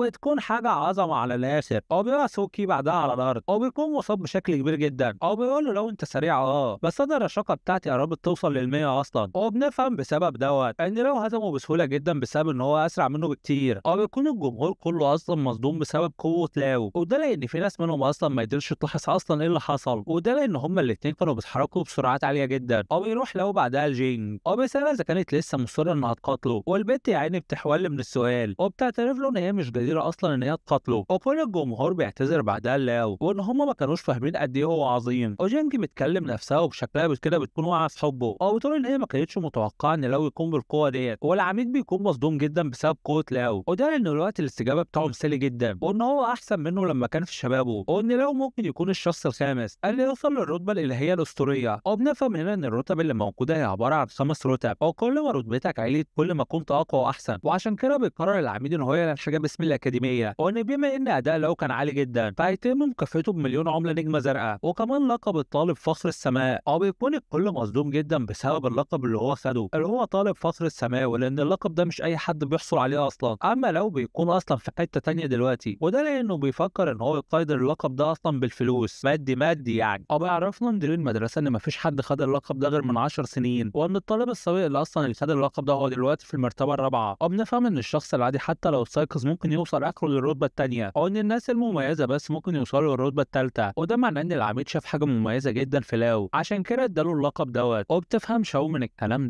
ان لو خلاص هيبقى واحد اكيد في المستقبل في المرتبه الرابعه، وعشان كده بتقرر انها تضمه لفصل النخبه بتاعها عشان هي كمان تتشهر على حسه. بتتقدم شو بعدها اللي بتحاول ان هي تخليه ينضم لفصل النخبه بتاعها، لكن بتتصدم لما لو بيقول لها انت اصلا ما عندكيش الامكانيات انك تعلميني. بيزيدها لو من الشعر بيت. بيقول لها مش انت بس، لا ده كل الاساتذه اللي موجودين اصلا في الجامعه ما يقدروش دلوقتي يعلموني، وده لان ما فيش اي حد فيهم اصلا من فئه الرحاله بتاعتي. وشو بتقول له انت في المستوى ال 14 بس، يعني ايه ما اقدرش اعلمك. او يتدخل بعدها العميد او بيقول لها انسى الموضوع، مفيش حد اصلا من هيئه التدريس يقدر يعلمه. وده لان احنا بعد ما اخترنا الفئه الاساسيه بتاعتنا اتخلينا عن كل مهاراتنا الاساسيه، وان احنا دلوقتي ما عندناش اي خبره في اسلوب القتال والمهارات الحره، وبنفهم ان هو ده الاسلوب الخاص بالرحاله. وكده بنفهم ان مفيش اصلا اي حد عنده القدره انه يعلم لاو، وانه مقدر له ان هو اللي يعلم نفسه بنفسه. او بيقول له العميد الطريق اللي انت اخترته يا لاو هيكون صعب عليك جدا، اتمنى انك ما تندمش بعدين. او بيقول له لاو انا مستحيل اندم، انا عارف قدر نفسي كويس قوي. او بيقول له عميد المدرسه بما ان مفيش حد يقدر يعلمك هديك اذن خاص عشان تقدر تدرس لوحدك، واتمنى انك تعدي الاختبار الموحد اللي هيكون موجود بعد شهر. او بنفهم ان الاختبار ده الدوله هي اللي بتعمله، وده لان المستيقظين اللي حوالين العالم بيتنافسوا مع بعض، او بيتم مكافاتهم بالموارد طبقا للرتب اللي هم بيوصلوا لها في الاختبار دوت. او بيشكر لو بعدها العميد على الاذن اللي هو اداله. او بيقول له انا ممكن اسال حضرتك سؤال؟ او بيقول له العميد اتفضل. او بيساله هو هياخد الفلوس اللي هو اداله مكافاه امتى؟ وحرفيا العميد وكمان المدرسه شو اللي معاه بيغمى عليهم من السؤال. وبتنشر بعدها الصحف كلها ان العبقري اللي تخطى الامتحان ووصل للمستوى ال 14 وكمان خد لقب الطالب فخر السماء. او بيتلم بعدها الصحفيين على المدير، او بيكونوا قاعدين يهروا اسئله عن لاو زي هو هيروح علي جامعه بالظبط، وليه اختار فئه الرحاله عشان ياخدها، واذا كان لاو يقدر يقابلهم اصلا في الوقت الحالي ولا لا. او بينتقل بينا المشهد لجمعيه اداره نهايه العالم، او بنشوف ان لاو راح عشان يعمل عمليه تسجيل دخول. او بيشرح لنا لاو ان قبل 100 سنه من دلوقتي ظهرت الوحوش على النجم الازرق اللي هو فيه في الوقت الحالي، وفضلوا يقتلوا في البشر وبعدها انسحبوا. وعشان البشر يقدروا يتصدوا للكارثه ديت اضطر ان هم يستكشفوا العالم الاساسي لقاره نهايه العالم، وده من خلال الصدع الفراغي اللي سابوه الوحوش وهم بينسحبوا. وقدروا يلاقوا طريقه عشان يخشوا الفراغ ده بمنتهى الحريه. ومن الوقت ده بدات حقبه جديده، وان الكل كان بيتسابق عشان يذكر قوته وجنون قوي في قاره نهايه العالم. ومع الوقت اصبحت قاره نهايه العالم تدريجيا ساحه للمعركه ما بين المستيقظين من كل دول العالم. وبنشوف ان لو في الوقت الحالي بينتقل للقاره ديت، وان اهم حاجه بالنسبه له انه يوصل للمستوى 20 بسرعه، وده عشان يقدر يهيمن على الاختبار الموحد اللي بيحصل من كل الدول. وبينتقل بينا المشهد بعدها لجزيره، او بيكون المستوى الموصى بيه عشان تخش الجزيره دي اصلا ما بين ال 13 وال 18. او بيحس لو ان قاره نهايه العالم دي هي نفس القاره اللي كانت موجوده في اللعبه في حياته اللي كانت موجوده قبل كده. او بيفهمنا لو ان هدفه دلوقتي انه يتم المهمه الخاصه المخفيه اللي في الخريطه الاول. او بينتقل بينا المشهد بعدها الكوخ كده في القريه المهجوره، او بيكون لو بيدور فيه على حاجه، او بيلاقي لو بعدها الحاجه اللي هو بيدور عليها، واللي بتكون ورقه شكلها غريب. او بتكون الورقه دي عباره عن مذكرات صياد كاتب فيها كنت اصطاد بالميناء بالامس عندما رايت ظلا ضخما فجاه، لكن لا احد في القريه يصدقني، من يستطيع مساعدتي لاثبات وجود ظل اسود خطير. او بيسمع له صوت بعدها تهانينا نجحت في اخذ المهمه المخفيه الظل الاسود المختفي. او بيظهر له اشعار بعدها الظل الاسود المختفي مهمه خاصه، الصعوبه 3 نجوم ونص، الوصف عن طريق قطع زي سلحفاة البحر المتحوله يمكنك الامساك بوحش الظل الاسود الغامض برجاء هزيمته. اما بقى المكافاه فبيكون اصلا عليها علامات استفهام. او بيكون لو عارف ان المكافاه دي هتكون حاجه مهمه جدا، وان كمان هيكون مكافآت زي ادوات المبتدئين اللي هو محتاجها، وان نقاط الخبره اللي فيها هتكون كتير قوي. وبيروح بينا المشهد بعدها في منطقه البحر المنفي، وده المكان اللي بيوجد فيه الوحوش بتاعه السلحفاة المتحوله، وبيكون المستوى الموصى بيه هو ال 14. وبنلاقي ان في مجموعه من الفرق قاعده تحارب السلاحف ديت، وبيتصدم 2 من اعضاء الفرق دولت، وده لان في حد بيستخدم تعويذه كره الحمم عليهم هم والوحوش، وفي منهم اللي بيتصاب بالتعويذه وفي منهم اللي بيتصدلها وبيقدر يراوغها كمان. وبيطلع واحد من الفرق اللي اتصابت، وبيقول له انت ازاي بتهاجمنا؟ انت بتخالف قواعد المدرسه يا ديونج، انت بس مش بتسرق الوحوش بتاعتنا، لا ده انت كمان بتهاجمنا وبتاذينا. وبيقول لهم ديونج انا مش بهاجمكم، انا بهاجم الوحوش بس اللي موجوده، ومش ذنبي ان المهارات بتاعتي مجالها واسع، وكل الوحوش اللي في الشاطئ ده ملكي دلوقتي، وعشان كده انصحكم ان انتوا تمشوا لو مش عايزين مشاكل. وبيكون ديونج ده الفئه بتاعته سياف سحري، ومعاه تشاو دي بتكون ساحره في المستوى ال 14، وبيكون معاه واحد التاني اسمه سون وو، وبيكون ساحر برضه في المستوى ال 14. ولسه الواد بيقول له دي منطقه عامه مش تبعكم اصلا، لا في هجوم جاي عليه وبيوجحه في وشه. وبيكون ديونج هو السبب في الهجوم دوت، وبيقول له عايز تفضل براحتك بس انا بضمن لك انك مش هتقدر حتى تصطاد وحش واحد وانا موجود. او بتقرر الفرق انها تنسحب، وده لان ديونج واحد من طلبه اكاديميه روح السحر، ودي مرتبتها العاشره اصلا على الدوله، وعشان كده هم مش هيتحملوا ان هم يكونوا في خلاف معاهم. او بتشاور الشو بعدها على حد وبتقول له في واحد لسه بيصطاد هناك، وده طبعا بيكون صاحبنا لاو. وبيكون لاو لسه بيصطاد في السلحفاه، ولا بعدها هجوم صابها بشكل سريع. او بيقول له ديونج انا مش هخليك حتى تصطاد وحش واحد في المنطقه هنا، وده لان المنطقه دي كلها بتاعتي. او بيفعل ديونج الهجوم الواسع بتاعه، واللي بيسيب كل السلاحف اللي موجوده. او بالشكل ده السلاحف هتهاجمه بشكل تلقائي. او بيطلب من اعضاء الفريق بتاعه ان هم يستخدموا العاصفه الثلجيه عشان يقتلوا الوحوش دي كلها مره واحده. او بالشكل ده مش هيكون في اي حد اصطاد غيرهم اصلا. او بيفهم لو من نظره واحده خطتهم ان هم عايزين يستخدموا هجوم السحر الضرر العالي جدا عشان يدوا على كل الوحوش، وده لان الوحوش كلها دلوقتي متجهه ناحيه دينج عشان هو هدف الكراهيه بتاعتهم. او بيفهمنا لو ان في حاجه اسمها نظام ملكيه الوحوش في نهايه العالم، ان اول لاعب بيقتل وحش بكميه مهيله من الصحه هو اول واحد بيمتلكه، وان لو اي واحد تاني جه قتل الوحش وحش بعديه. الشخص الاولاني اللي صاب الوحش دوت بنسبه كبيره من قوه الصحه بتاعته هو اللي هيبقى واخد الخبره كامله، او بيبدل لو سلاحه للخنجر بسرعه، او بيقول لهم الطريقه دي ممكن تنفع مع الناس العاديه لكن انا لا طبعا، او بيفعل بعدها مهاره المختار الاساسيه واللي بتكون الخطوه اللحظيه، او بترتفع سرعه لو بشكل كبير جدا، او بيسيب لو السلاحف بعدها بسرعه، او بيفهمنا طول ما هو عمل لهم ضرر ثلاثي الملكيه تنتقل ليه بشكل تلقائي، او بتكون المهمه دي صعبه جدا للاو، وده لانه لازم يسيب كل وحش 3 مرات على الاقل من غير ما الوحوش دي تغير هدف الكراهيه ليه، وده لان لو ده حصل كل الوحوش دي هتهجم عليه في نفس الوقت وهيموت، بس هو بيكون سريع جدا وبيقدر يعمل ده مع كل الوحوش حرفيا، والناس بتكون مذهوله جدا، او ان ازاي واحد فئه رحاله عايز ياخد الوحوش من مجموعه الصحراء، او بيقول له دينج ما تعتقدش انك ممكن تاخد حقوق الملكيه مني، وده لان هستخدم هجوم الساحر واقتلك انت والوحوش في ثواني معدوده، او بتستخدم مجموعه دينج فعلا العاصفه الثلجيه، ودي تاثيرها بيجمد اي حد بسرعه، او كمان بتقلل من حركته، او بنفهم ان اللاعبين اللي موجودين في نهايه العالم لو ماتوا رتبتهم هتقل، او مش هيتم اعاده احيائهم لو ماتوا كذا مره، او بتكون مجموعه دينج فخوره جدا بالهجوم بتاعهم، وده لان الهجوم شمل كل الوحوش وكمان شمل لاو، والطلاب اللي كانوا موجودين من مجموعه الصحراء مشوهم، وبيقولوا ان لو حط نفسه في موقف صعب جدا لان مستحيل اي حد يواجههم، او مره واحده من وسط التعويذه اللي هم عملوها بيسمعوا صوت ضرب نار ورشاش كتير قوي، او بيكونوا مصدومين ان لو ما ماتش اصلا بسبب العاصفه الثلجيه، او بيكون بقيه الطلبه مستغربين جدا هو ازاي ما ماتش من العاصفه الثلجيه ديت، او ده لان هجومها واسع وقوي جدا وممكن يقتل اي حد في مستواه، او بيامروا بنينج ان هم يعملوا عاصفه ثلجيه تانيه بسرعه، او ده عشان يقتلوا الوحوش قبل لاو، او بيرجع بينا الزمن لحظه قبل لو ما يتصاب بالعاصفه الثلجيه، او بنفهم ان هو استخدم هجوم سريع عشان يفعل المهاره الخاصه بالضربه المموجه، او بالشكل ده يكون حصين تماما ضد اي ضرر لمده 3 ثواني، او بما ان العاصفه الثلجيه خلت الوحوش كلها بطيئه هيستخدم بعدها البندقيه الاليه، او بتكون المهاره دي مهاره خاصه وعندها نسبه 25% عشان تحفز كل طلقه انها تقتل الوحوش، وفعلا بيتفعل التاثير الخاص بالبندقيه الاليه الخاصه، والتاثير ده بينجح تقريبا مع اغلبيه الطلقات اللي بيضربها على الوحوش، او بتنقص صحه الوحوش بشكل كبير جدا، او بيكون كل الطلاب دول مذهولين جدا من اللي بيعملوا لاو، وده لان الضرر الخاص بالبندقيه بتاعته عالي قوي، او بيكونوا مصدومين ان فتره التهدئه الخاصه بالبندقيه دي هي 8 ثواني، بس الكلام ده ما بينطبقش على لاو عشان كده بيفضل يضرب بشكل مستمر، وده لان المهارات بتاعته لو بعد ما تتحول لمهارات سلبيه ما بيكونش ليها وقت تهدئه اصلا، اما مجموعه دينج بيكونوا مصدومين من اللي بيشوفوه لان حرفيا واحد من فئه رحاله اداهم على عينيهم كلهم، او بتظهر بعدها تعويذه العاصفه الثلجيه الثانيه، او بيحس لاو انها جت في الوقت المثالي فعلا، وده لانه سرق حقوق الملكيه الخاصه بالوحوش كلها بسبب البندقيه الاليه بتاعته، او بتصيب التعويذه الثلجيه كل الوحوش حرفيا، او بتموت كل الوحوش بعدها، او بيكون له في نفس اللحظه دي اتفادى الضربه، او بتكون القتل بتاعت الوحوش دي كلها اتحسبت ليه هو، او بالشكل ده لو بيكون قتل 32 وحش مره واحده، او بيشكر مجموعه الصحراء بيقول لهم شكرا ان انتوا طلعتوا اغبياء جدا، او بيكون دينج متعصب على الاخر، وده لان كل الوحوش اتسرقت منه حرفيا، او بيكون كل الطلاب قاعدين يضحكوا على فرقه دينج، وده لان هم حاولوا يسرقوا الوحوش منهم قبل كده، فتخيل بقى جه واحد فئه رحاله راح سارق منهم كل الوحوش قدامهم على عينيهم، واللي يضحك اكتر ان هم كمان ساعدوه ان هو يقتل الوحوش دي كلها، او بيتعصب دينج جدا ولسه هيتصرف والسحاره بتحاول تهديه وتوقفه، او بتقول له خد بالك لان الضرر بتاع الشخص ده اعلى مننا احنا الثلاثه، او بيقول له دينج هو ماشي انا هفتكر اسمك ومش هنساك ابدا واكيد لينا لقاء تاني، او بينده عليهم لاو، او بيقول لهم انت قد منك ليه هو انا قلت لكمش اصلا، والعيال بتتنح في مكانها حرفيا، او بيقول له دينج انت خدت كل الوحوش واصلا ما فيش اي وحوش هنا تاني وعشان كده احنا هنسيب لك المكان ده باللي فيه، انت عايز ايه تاني مننا يعني، او بيقول له لو ان الموضوع بسيط، او بيقول لهم لو ان هم يسيبوا كل العناصر بتاعتهم هنا والا هيضطروا يرجعوا للمستوى الاول تاني، او بيتعصب عليه سون وو، او بيقول له شكلك زودتها قوي، ايه يعني لو الهجوم بتاعك ضرره عالي قوي انا برضو الضرر بتاعي مش قليل، او ممكن اخش معاك قتال حتى لو احنا الاثنين هنخسر، وبيبتدي يفعل التعويذه الناريه بتاعته، والطلاب بيكونوا مذهولين من التعويذه اللي بيستخدمها سون وو، ودي لانها تعويذه كره النار المتفجره، وكمان بما ان لو اصلا رحاله فمستحيل يقدر يتصدى ليهم هم الثلاثه مع بعض، وشريط المهاره بتاع كره النار دي اصلا بيتحضر، ولو واقف مكانه ما بيعملش حاجه حرفيا، وكله مستغرب هو ليه مش بيتحرك وليه مستني المهاره، وسون وو بيستفزه وبيقول له انت خايف لدرجه انك مش قادر تتحرك حتى، وانا اللي كنت فاكرك جامد وبتاع، او فعلا سون وو بيطلق عليه تعويذه نار كبيره جدا، او بيفعل لو بعدها مهاره تبديل الاسلحه، او بيكون السلاح دوت هو قفازات الملاكمه، او بيستخدم معاها كمان مهاره الملاكمه الاساسيه واللي هي بتكون مهاره الغطس، او بيلاقي ان سرعه تحركه زادت جدا، او بيستخدم بعدها مهاره اللكمه المتفجره لدرجه ان هي بتشق النار حرفيا، وكمان بتاخد في طريقها سون وو، يعني حرفيا الواد مسح التعويذه بصاحبها، او بيفعل بعدها مهاره الخطوات المنزلقه، او بيقدر ورا سون وو، وسون وو بيكون مش عارف يعمل اي حاجه اصلا، او بيفعل بعدها لو مهاره الركله الطايره، او بيطير بعدها سون وو، والواد حرفيا اتمسح بيه الارض، ولسه سون وو بيقوم وهيبتدي يشتم في لاو، بيلاقي دينج موقفه وبيقول له يا عم كفايه كفايه اللي انت خدته في وشك يا عم، او بياخد منه دينج العناصر بتاعته، او بيجيب ورا وبيديه العناصر كلها بعدها لاو، او بيقول له ارجوك سيبنا في حالنا بقى يا عم، او بيكون لو معاه دلوقتي 120 ديل بالكامل، او بالشكل ده الناس دي وفرت عليه ساعات كتيره قوي وبيطلق سراحهم بعدها، والطلاب التانيين بيكونوا مذهولين جدا، وهو ازاي واحد من فئة الرحالة يقدر يهزم كل الناس دي لوحده. او بيبتدي الطلاب كلها يتجمعوا حوالين لو عشان ينضموا للفريق معاه، او بيكون لو عارف ان الحياة دي زيها زي اللعبة، وان القوي بس هو اللي ليه حق يعمل كل حاجة. او بيظهر له اشعار بعدها بتاع المهمة: الظل المظلم المختفي، مهمة خفية، المواد اللازمة 400 من زيل السلحفاة المتحولة، تنارة صيد الخيزران الاسود المميزة. او بيكون لسه فاضل 239 ديل برضه لازم يجمعهم، والظاهر ان لو هيقضي يومه كله في الصيد، او بيفضل لو يصطاد فيهم لغاية تاني يوم، او بيقدر يجمع 400 ديل فعلا. او بيكون مجهد جدا لكن برضه في الاخر خد شوية خبرة حلوين وقدر ان هو يرفع مستواه. او بيفتح لو نفذة الاحصائيات بتاعته بعدها، او بيلاقي ان هو وصل لليفل 15، وان القوة والذكاء والبنية عنده لسه في 20 نقطة بس، وان الرشاقة عنده وصلت لغاية 100 نقطة، وان القوة القتالية بتاعته عدت ال 10,000. او بيعرفنا لو ان مفيش اي حد من طلاب السنة الاولى ممكن رشاقته توصل لل 100 بسهولة ابدا، وان هو قدر يميز نفسه بالنقطة دي في الوقت الحالي. او بالشكل ده بقت كل حاجة جاهزة للمهمة المخفية. او بينتقل بينا المشهد بعدها في أكاديمية مولينج. او بيقول لهم دينج ان احنا لازم ندمر لو مهما كان الثمن، وان احنا ما نقدرش نكون مهملين في الموضوع ده ابدا، وده لان مهارات حركاته استثنائيه قوي. او دلوقتي عملتوا ايه في المهمه اللي انا اديتها لكم؟ او بتقول له تشاوي يعني ان هي فعلا كلفت حد ان هو يراقبه. او بيقول له سون وي ان هو جمع افضل 30 طالب موجودين في الاكاديميه، او بيكون شكلهم عايزين يعملوا كماشة على لاو. او بيقول لهم دينج كده تمام قوي، ما فاضلناش غير حاجه واحده بس. او بتقول له البيت قصدك صاحب اعلى درجه في المقاطعه صح، واللي بيكون جو يون. او بيقول لها دينج ايوه، وده لان عنده الموهبه من الرتبه اس، واللي بتكون القوه السحريه الوافره، وانه في خلال سنه واحده وصل للمستوى 21 وبقى الطالب رقم 1 في المقاطعه. هو بيقول له سون وي في شائعات كتيره جدا حوالين ان هو مغرور وانه ما بيعملش اي معروف لحد، انت واثق يا دينج انك هتقدر تقنعه؟ او بيقول له دينج ما فيش حاجه المال ما يقدرش يعملها، ولو رفض الفلوس ده معناه ان الفلوس قليله مش هنعمل اي حاجه غير ان احنا نزودها. او بينتقل بينا المشهد بعدها بمجموعه دينج، او بيكونوا شايفين تعويذه نار كبيره جدا، ودينج بيمدح الشخص اللي عمل التعويذه ديت. او بيقول لهم جيون انتوا ايه اللي جابكم هنا؟ وده ان المنطقه دي اصلا منطقه معزوله وما فيش اي حد في الطبيعي بيجي هنا اصلا. او بيقول له دينج ان هو عنده خطه عشان يقتل حد معين، وان هو كان عايز مساعدته في الموضوع دوت. او بيقول له جو ان هو مش مهتم. او بيقول له دينج بسرعه قبل ما يمشي جو: انا عمري ما فكرت انك هتساعدني من غير مقابل. او بيحاول دينج يقنعه ان هو هيديله كل الموارد عشان ينتقل للفئه الثانيه. او بيرد جو ويقول له لا شكرا مش محتاج. او بيحاول دينج بعدها ان هو يترجى جو. او بيحكي له ان لو هزمه هزيمه مستحيل اي حد يتخيلها. او بيقول له ان الشخص ده بس في المستوى ال 14. او بيقول له ان قوته كبيره لدرجه ان هو دغدغ الفريق بتاعه بالكامل. او بيقول له جو ان هو لسه مش مهتم. او بيكون دينج متعصب جدا ان هو مش قادر اصلا يقنع جو. او بيجيب دينج بعدها اخره وبيقول له خد بالك ان الواد ده اصلا من فئه الرحاله، والكلمه دي بتوقف جو مكانه حرفيا، وده لانه مصدوم ان الشخص قدر يهزمهم هم الثلاثه ما عندوش غير فئه رحاله بس. او بسبب ان لو فئته فئه رحاله بيحس جو ان الموضوع يكون مثير للاهتمام جدا، وانه اخيرا لقى شخص موهوب يقدر يهزمه. او ينتقل بينا المشهد بعدها لمتجر معدات صيد عائله تشو. او بيكون لو داخل المحل دوت عشان يشتري افضل سنارات وطعم للصيد كمان. وبيعرفنا لو بعدها ان هو لازم يحصل على ادوات صيد ممتازه وعشان يقدر ينهي المهمه بافضل شكل. او بيقول له صاحب المتجر عندك قائمه فيها كل حاجه باسعارها، شوف منها انت عايز ايه وانا هجيبه لك. او بيحس صاحب المتجر ان لو اصلا معهوش غير الفلوس وان هو ما عندوش اي خبره في الصيد. او بيقرر لو ان هو يشتري سناره صيد الخيزران الاسود، او بيضيف عليهم كمان 10 ديدان دمويه عاليه الدرجه. وصاحب المتجر بيكون مذهول جدا، وده لان لو فعلا اختار افضل معدات موجوده اصلا عنده في المتجر بسهوله، وحس من نبره صوته انه اصلا في معدات افضل من كده هو شافها في حياته. او بيحس ان لو مش شخص سهل ابدا. او بيحس ان لو عنده خبره صيد كبيره جدا لدرجه انه حس ان هو كان بيصطاد وهو في بطن امه. او بيبتدي صاحب المتجر اللي اسمه تشو بيعرفه بنفسه. او بيقول له انت من اي عيله صيد بالظبط. او بيقول له لو ان الصيد بالنسبه له مجرد هوايه. او بيديله صاحب المتجر تخفيض، وده لانه بيحاول يكون علاقه كويسه مع لاو. وده لانه حاسس ان لاو مميز جدا. او بيقول له انا كل اللي عايزه منك ان انت لو اصطدت حاجات كويسه تيجي تبيعها لي هنا. او بينتقل بينا المكان بعدها بلاو. او بنلاقي ان في ناس كتير قوي قاعده تحارب مجموعه من الوحوش. او بيعرفنا لو بما انه دلوقتي معاه الزيول بتاعت السلحفه او كمان سناره الصيد اللي هيصطاد بيها، ما فاضلوش دلوقتي غير حاجه واحده بس، وهو المكان اللي هيتواجد فيه زعيم المهمه. وان المكان ده بيتواجد على الجزيره ديت، وان هو ما بيظهرش غير كل 72 ساعه، وان ناس قليله قوي اللي تقدر اصلا تعمل المهمه دي. والكلام ده كمان بيشمل حياته السابقه، وان اللي عايزه من الزعيم دوت هو عنصر بيديله القدره انه يتنفس تحت الميه، او بالشكل ده يقدر يتولى المهمه بتاعت الظل المظلم المختفي. وده لان مفيش اي حاجه تقدر تعوضه عن العنصر دوت، وده لانه شيء اساسي عشان يقدر ينهي المهمه ديت. والناس اللي كانت بتحارب الوحوش بعدها بيتصدموا لان هم حسوا ان في حد نط في البحر. وبالتالي الطلاب دول محتاجين حاجه جديده، وان في حدود اصلا في عرض نهايه العالم، وان اي حد هيكسر 20 دقيقه تحت الميه هيدفع ضرر بنسبه 10% من اقصى صحه عنده. وده معناه بعد 20 دقيقه اي حد بعد 10 ثواني هيموت في الميه ديت. مش كده وبس، ده مجرد كونك في الميه في وحوش كتير قوي هتتلم عليه. او بالشكل ده بنفهم هم اتصدموا ليه. وده لان مفيش اي حد طبيعي هينط في البحر اصلا، او بتكون الناس مذهوله جدا من شجاعه لاو، او بنشوف بعدها الاثنين المكلفين بمراقبه لاو، او بيكونوا مش عارفين اذا كانوا هيجروا ورا لاو في البحر ولا لا، او بيقول له التاني ان احنا يكون عندنا ثروه من اللي احنا بنعمله دوت، وعشان كده بيقرروا ان هم يجروا ورا لاو في البحر، وده لانهم حاسين ان المنطقه دي ما فيهاش وحوش كتيره في البحر اصلا. او بينتهي بينا المشهد بعدها بلاو وهو بيكون على جزيره، او بيقرروا هم الاثنين ان هم يستخبوا في مكانهم، وده لان الجزيره اللي عليها لاو دلوقتي هي جزيره صغيره جدا، وهم مش عايزين يواجهوا لاو عشان هم حاسين ان هو قوي جدا قوي، وبما ان الجزيره صغيره فهم هيشوفوه من كل حته. او بينتهي بينا المشهد بعدها جوه الجزيره، او بيكون هو ده المكان اللي عايزه لاو، او بيلاقي ان لاو ضغط على الارض مره واحده وخرجت ميه كتير من تحت رجله، وابتدت طاقه خضراء تتكون في المكان وتتجمع مع بعضها، او بيتخرج لاو بعدها عصا المبتدئين، او بيقول الظاهر ان انا محظوظ جدا النهارده، او بيكون الوحش دوت هو الغبار اللزج المشع، وهو دلوقتي في المستوى ال 18، وهو كمان مخلوق عنصري من النخبه النادره، او صحته واصله ل 3500. او بيجيب عليه لاو بعدها بسرعه، والضربه بتكون قويه لدرجه انها بتنقص ازيد من 400 نقطه من الوحش، او بيحاول الوحش انه يرمي السوائل بتاعته على لاو، لكن لاو بيقدر يتفاداها بسهوله، او بتكون المهاره ديت هي الوحش الاكل، او بيفهمنا لاو ان الحركه دي قويه جدا، او بيبتدي لاو ان هو يتفادى كل الهجومات بتاعه الوحش ديت، وده لو اتصاب بيها هجومه هيقل بشكل كتير قوي، زائد كمان ان سرعته هتقل بنسبه 30%، وان تاثير الهجوم ده ممكن يتفعل عليه اكتر من مره، او بيفعل لاو بعدها تبديل الاسلحه، او بيستدعي السيف الكبير، او بيفعل كمان الضربه المموجه القاتله، او بيسيب الوحش بهجوم قوي جدا، او بسبب دوت بتتفعل الضربه المموجه القاتله الخاصه، وده بيكون الهجوم التاني على الوحش، واللي حرفيا بتشوه الوحش مكانه، واللي بتنقص من صحه الوحش بشكل كبير جدا، او بيتعصب الوحش جدا من كميه الاصابات اللي حصلت له، او بيطلع الوحش دخان من حواليه من كل حته، او بيفهمنا لو ان دي سحابه مشعه، وان لو لمسها هيفضل يخسر صحته من كل ثانيه، وان هجمات الزعيم دوت هي بتكون واسعه النطاق، لكن نقطه ضعفه ان هي حركته بطيئه قوي، او بيستخدم بعدها مهاره تبديل الاسلحه، او بيستخدم المسدس الرشاش، او فعلا بيتم تحفيز المهاره الخاصه مع المسدس الرشاش، بس الضربات دي كلها مش بتكون على الوحش، لا دي بتكون على الصخره اللي ورا الوحش شخصيا، او بسبب دوت بيتفاجئ الوحش ان الصخره دي اصلا بتقع عليه، وبوم بتقع الصخره على الوحش، او بيكون له مبسوط لانه يقدر يقضي على الوحش بشكل كامل، او بيلاقي ان في اداه وقعت من الوحش بعد ما اتهزم، او بتكون ديت هي عصا كرمه الماء، والجوده بتاعتها ممتازه، والضرر بتاعها من 48 لغايه 73، او بتزود الذكاء بنسبه 8، والمتانه بتاعتها 100%، او مستواها في ال 20، ولو بيكون عمل كل ده عشان خاطر التاثير بتاعها تتمكن المستخدم من التنفس تحت الماء بلا نهايه، يعني حرفيا يقدر يعيش تحت الميه، او بالشكل ده لو بيكون حصل على كل العناصر اللي هو عايزها، او بالشكل ده بيكون جه الوقت عشان يتم المهمه المخفيه، وبنفهم ان هو ده اقوى زعيم مخفي موجود في قاره المبتدئين، وان كل حاجه عملها لغايه دلوقتي عشان يجمع كل العناصر اللي يقدر يتم بيها المهمه ديت، او بيكون له صايع وعارف ان في اتنين بيمشوا وراه بقالهم فتره، او بيقول لهم خليكم مستنييني هنا بقى، او ينط لو بعدها في البحر، او بيتنشط تاثير عسل كارما، او بالشكل ده يقدر يتنفس تحت الميه براحته، او بيقول واحد منهم ان هو مش قادر يستحمل اكتر من كده بقاله في الميه فوق الاربع ساعات لدرجه ان هو باس، او بيقول له شكله هرب مننا، او بيقول له التاني مستحيل يهرب مننا مفيش هنا غير البحر، وان لو عايز يرجع ملوش غير الطريقه دي اصلا، وده ان مفيش غير الطريق ده عشان يرجع للقريه، او بيقول له شكل الوحوش كلته اصلا، او بيقترح عليه التاني ان هم ينسبوا الفضل نفسهم لو كانت الوحوش هي اللي كلته، عيال دماغها تريان لي والله العظيم، او بيكونوا عيني دوروا في الجزيره كلها ومش لاقيينه، او بيبلغوا بعدها فريق دينج ان هو هرب منهم، او بيكونوا مرعوبين من لو بعد ما عرفوا ان هو معاه لقب فخر السماء، او بينتهي بينا المشهد بعدها في مكان الصيد، واللي بيكونوا الارسبيل المحطم، او بيتجه لو بعدها للصيد، او ده لانه جمع كل العناصر اللي هو محتاجها، او بيلاقي ان في حد موجود في المكان بالفعل، او بيحاول لو ان هو يعرض المعلومات الشخصيه بتاعته، او بيلاقي ان مستواه وحتى الفئه بتاعته مجهولين بالنسبه له، او ده معناه ان مستواه عالي جدا لدرجه ان هو حتى مش قادر يكشفه، او بيفهم من كده لو ان الشخص ده مستواه عالي جدا، او بيقول للشخص دوت انت اكيد جيت هنا عشان تصطاد، اتفضل اتفضل انا هوسع لك مكان، او بيقول للشخص ده ما تقلقش صحيح انا ممكن اهزمك بصباع رجلي بسبب مستواك القليل دوت، لكن برضو انا مش هعمل كده تعال اصطاد براحتك، او بيقرر لو بعدها ان هو يصطاد شويه بعد كده يكمل المهمه بتاعته، او بيكون الشخص الغامض دوت معجب بدماغ لاو، وده لانه مش شخص مغرور ولا حتى متواضع، وكمان واثق من نفسه، او بعد دقيقتين بالظبط بيقدر لو ان هو يصطاد اول سمكه ليه، او بيقول له لو انا اكيد حظي كويس النهارده، وده لان اصطادت سمكه من اول محاوله ليا، او بيفهمنا لو ان مهارات الصيد بتاعته في الحياه التانيه كانت افضل حاجه، او بنشوف بعدها ان سناره لو غمز التاني، او بيقول له نظام تهنينا نجحت في صيد السمكه الكوكب الاحمر ووزنها بيكون 9 ارطال ونص، والشخص التاني بيكون مصدوم جدا من اللي لو بيعمله، او بعد دقيقتين كمان لو بيصطاد السمكه الثالثه، والراجل اللي قاعد جنبيه بيخش في نوبه جنون حرفيا، وده لانه بقاله نص يوم وما اصطادش سمكه واحده يا عيني، او بيظهر بقى اشعارات النظام، او بيبان ان لو هريها صيد، او كل شويه يجيله اشعار ان هو اصطاد سمكه شكل، او بيطلب الشخص الغامض من لو ان هو يديله شويه نصايح في الصيد، وده لان هو حاسس ان لو عبقري جدا، او بيقول له لو ان انت بتبالغ وان انا شخص عادي بيصطاد وبس، او بيبتدي لو بعدها انه فعلا يديله شويه نصايح زي انه يغير مثلا حجم طعم الصيد بتاعه، والشخص ده بيكون معجب بسبب كميه المعلومات الكبيره اللي موجوده عند لاو، او بيبان قدامه كانه شخص خبير جدا جدا في الصيد، او بيحس الشخص العجوز ان لو مميز جدا حتى في قدراته الفرديه، وعشان كده بيقرر ان هو يختبره، او بيلاحظ لو ان الشخص ده ابتدى يفعل مهاره غريبه، وعشان كده بيبعد عنه بسرعه وبيستدعي رشاش، او بيقول للشخص الغامض انت ليه اخترت مسار الرحاله، او بيقول له لو هو ايه اصلا اللي يخليني ما اختاروش، او بيعجب الشخص الغامض بموهبه لاو، او بيقول له انت مقدر ليك انك توصل لحاجات محدش وصل لها قبلك، او بيعرض عليه انه يكون المعلم بتاعه، او بيقول له شكرا لكن انا بفضل ان اكون لوحدي لان هو ده الطريق اللي انا اخترته لنفسي، او بيديله الرجل الغامض بعدها خاتم، او بيقول له لو غيرت رايك تعالى دور عليا في جمعيه الاداره، بابي هيكون مفتوح دايما ليك، او بيكون لو مستغرب انه بيتواصل معاه من خلال الخاتم مش من خلال التليفون، او بتظهر بعدها قائمه دردشه، او بيكون الاتنين اللي كانوا بيراقبوا لاو قدروا يحددوا الاحداثيات بتاعت لاو بعتوها لمجموعه دينج، او بينتقل بينا المشهد بعدها لجمعيه اداره جامعه مولينج، او بنكتشف ان دينج جمع مجموعه جدا من الناس عشان يقتلوا لاو، او بنشوف ان دينج بيحاول يتنحل لجو بعدها، او جو بيكون عامل كل ده عشان عايز يلاقي شخص قوي يقدر يتحداه، او بنشوف بعدها شياو تشينج وده بيكون موظف بجمعيه الاداره، او بيكلم الرئيس بتاعه، او بيقول ان دينج جمع اكتر من 20 شخص بيخشوا الارض نهايه العالم، وشكل كده في حاجه كبيره هتحصل، او بيكون الرئيس بتاعه ده هو وو تشينج لي، او بيقول ان هو يمشي وراهم ولو حصل اي حاجه يبلغه فورا، او بيحس الرئيس وو ان هو في مشكله كبيره لان دينج كل شويه يعمل له مشكله وان هو اكيد مش هيسمح له يعمل ده، او بيروح بينا المشهد بعدها لاو، او بيكون متبقي معاه 39 ديل بس من اصل 400، او بيكون حاسس ان المهمه دي ممله قوي، وده لانك بتعمل نفس الحاجه 400 مره حرفيا، او بنشوف بعدها ان دينج ظهر ورا لاو، او بيحاول دينج بعدها ان هو يستفز لاو، او بيقول له لو شكلك على قدك اصلا ده لانك انت واللي معاك ما تقدروش تعملوا لي اي حاجه، او بيحس جو بعدها ان لو مثير للاهتمام جدا، او يكون دينج متعصب جدا هو والمجموعه اللي معاه وعايزين يفضلوا يقتلوا في لاو لغايه لما يرجع للمستوى الاول، او بنشوف ان ظهر اشعار بعدها لاو تحذير علق شيئا غير معروف، او بيكون له مبسوط جدا انه جه في وقته بالظبط، وبتتصدم مجموعه دينج جدا وده لان في وحش غامض جدا ظهر من البحر، وتحس ان بمجرد ظهور الوحش ده كلهم خدوا كشافه على عينيهم، او بيظهر بعدها الوحش بالكامل، او بيكون هو ده الامير نازاجاك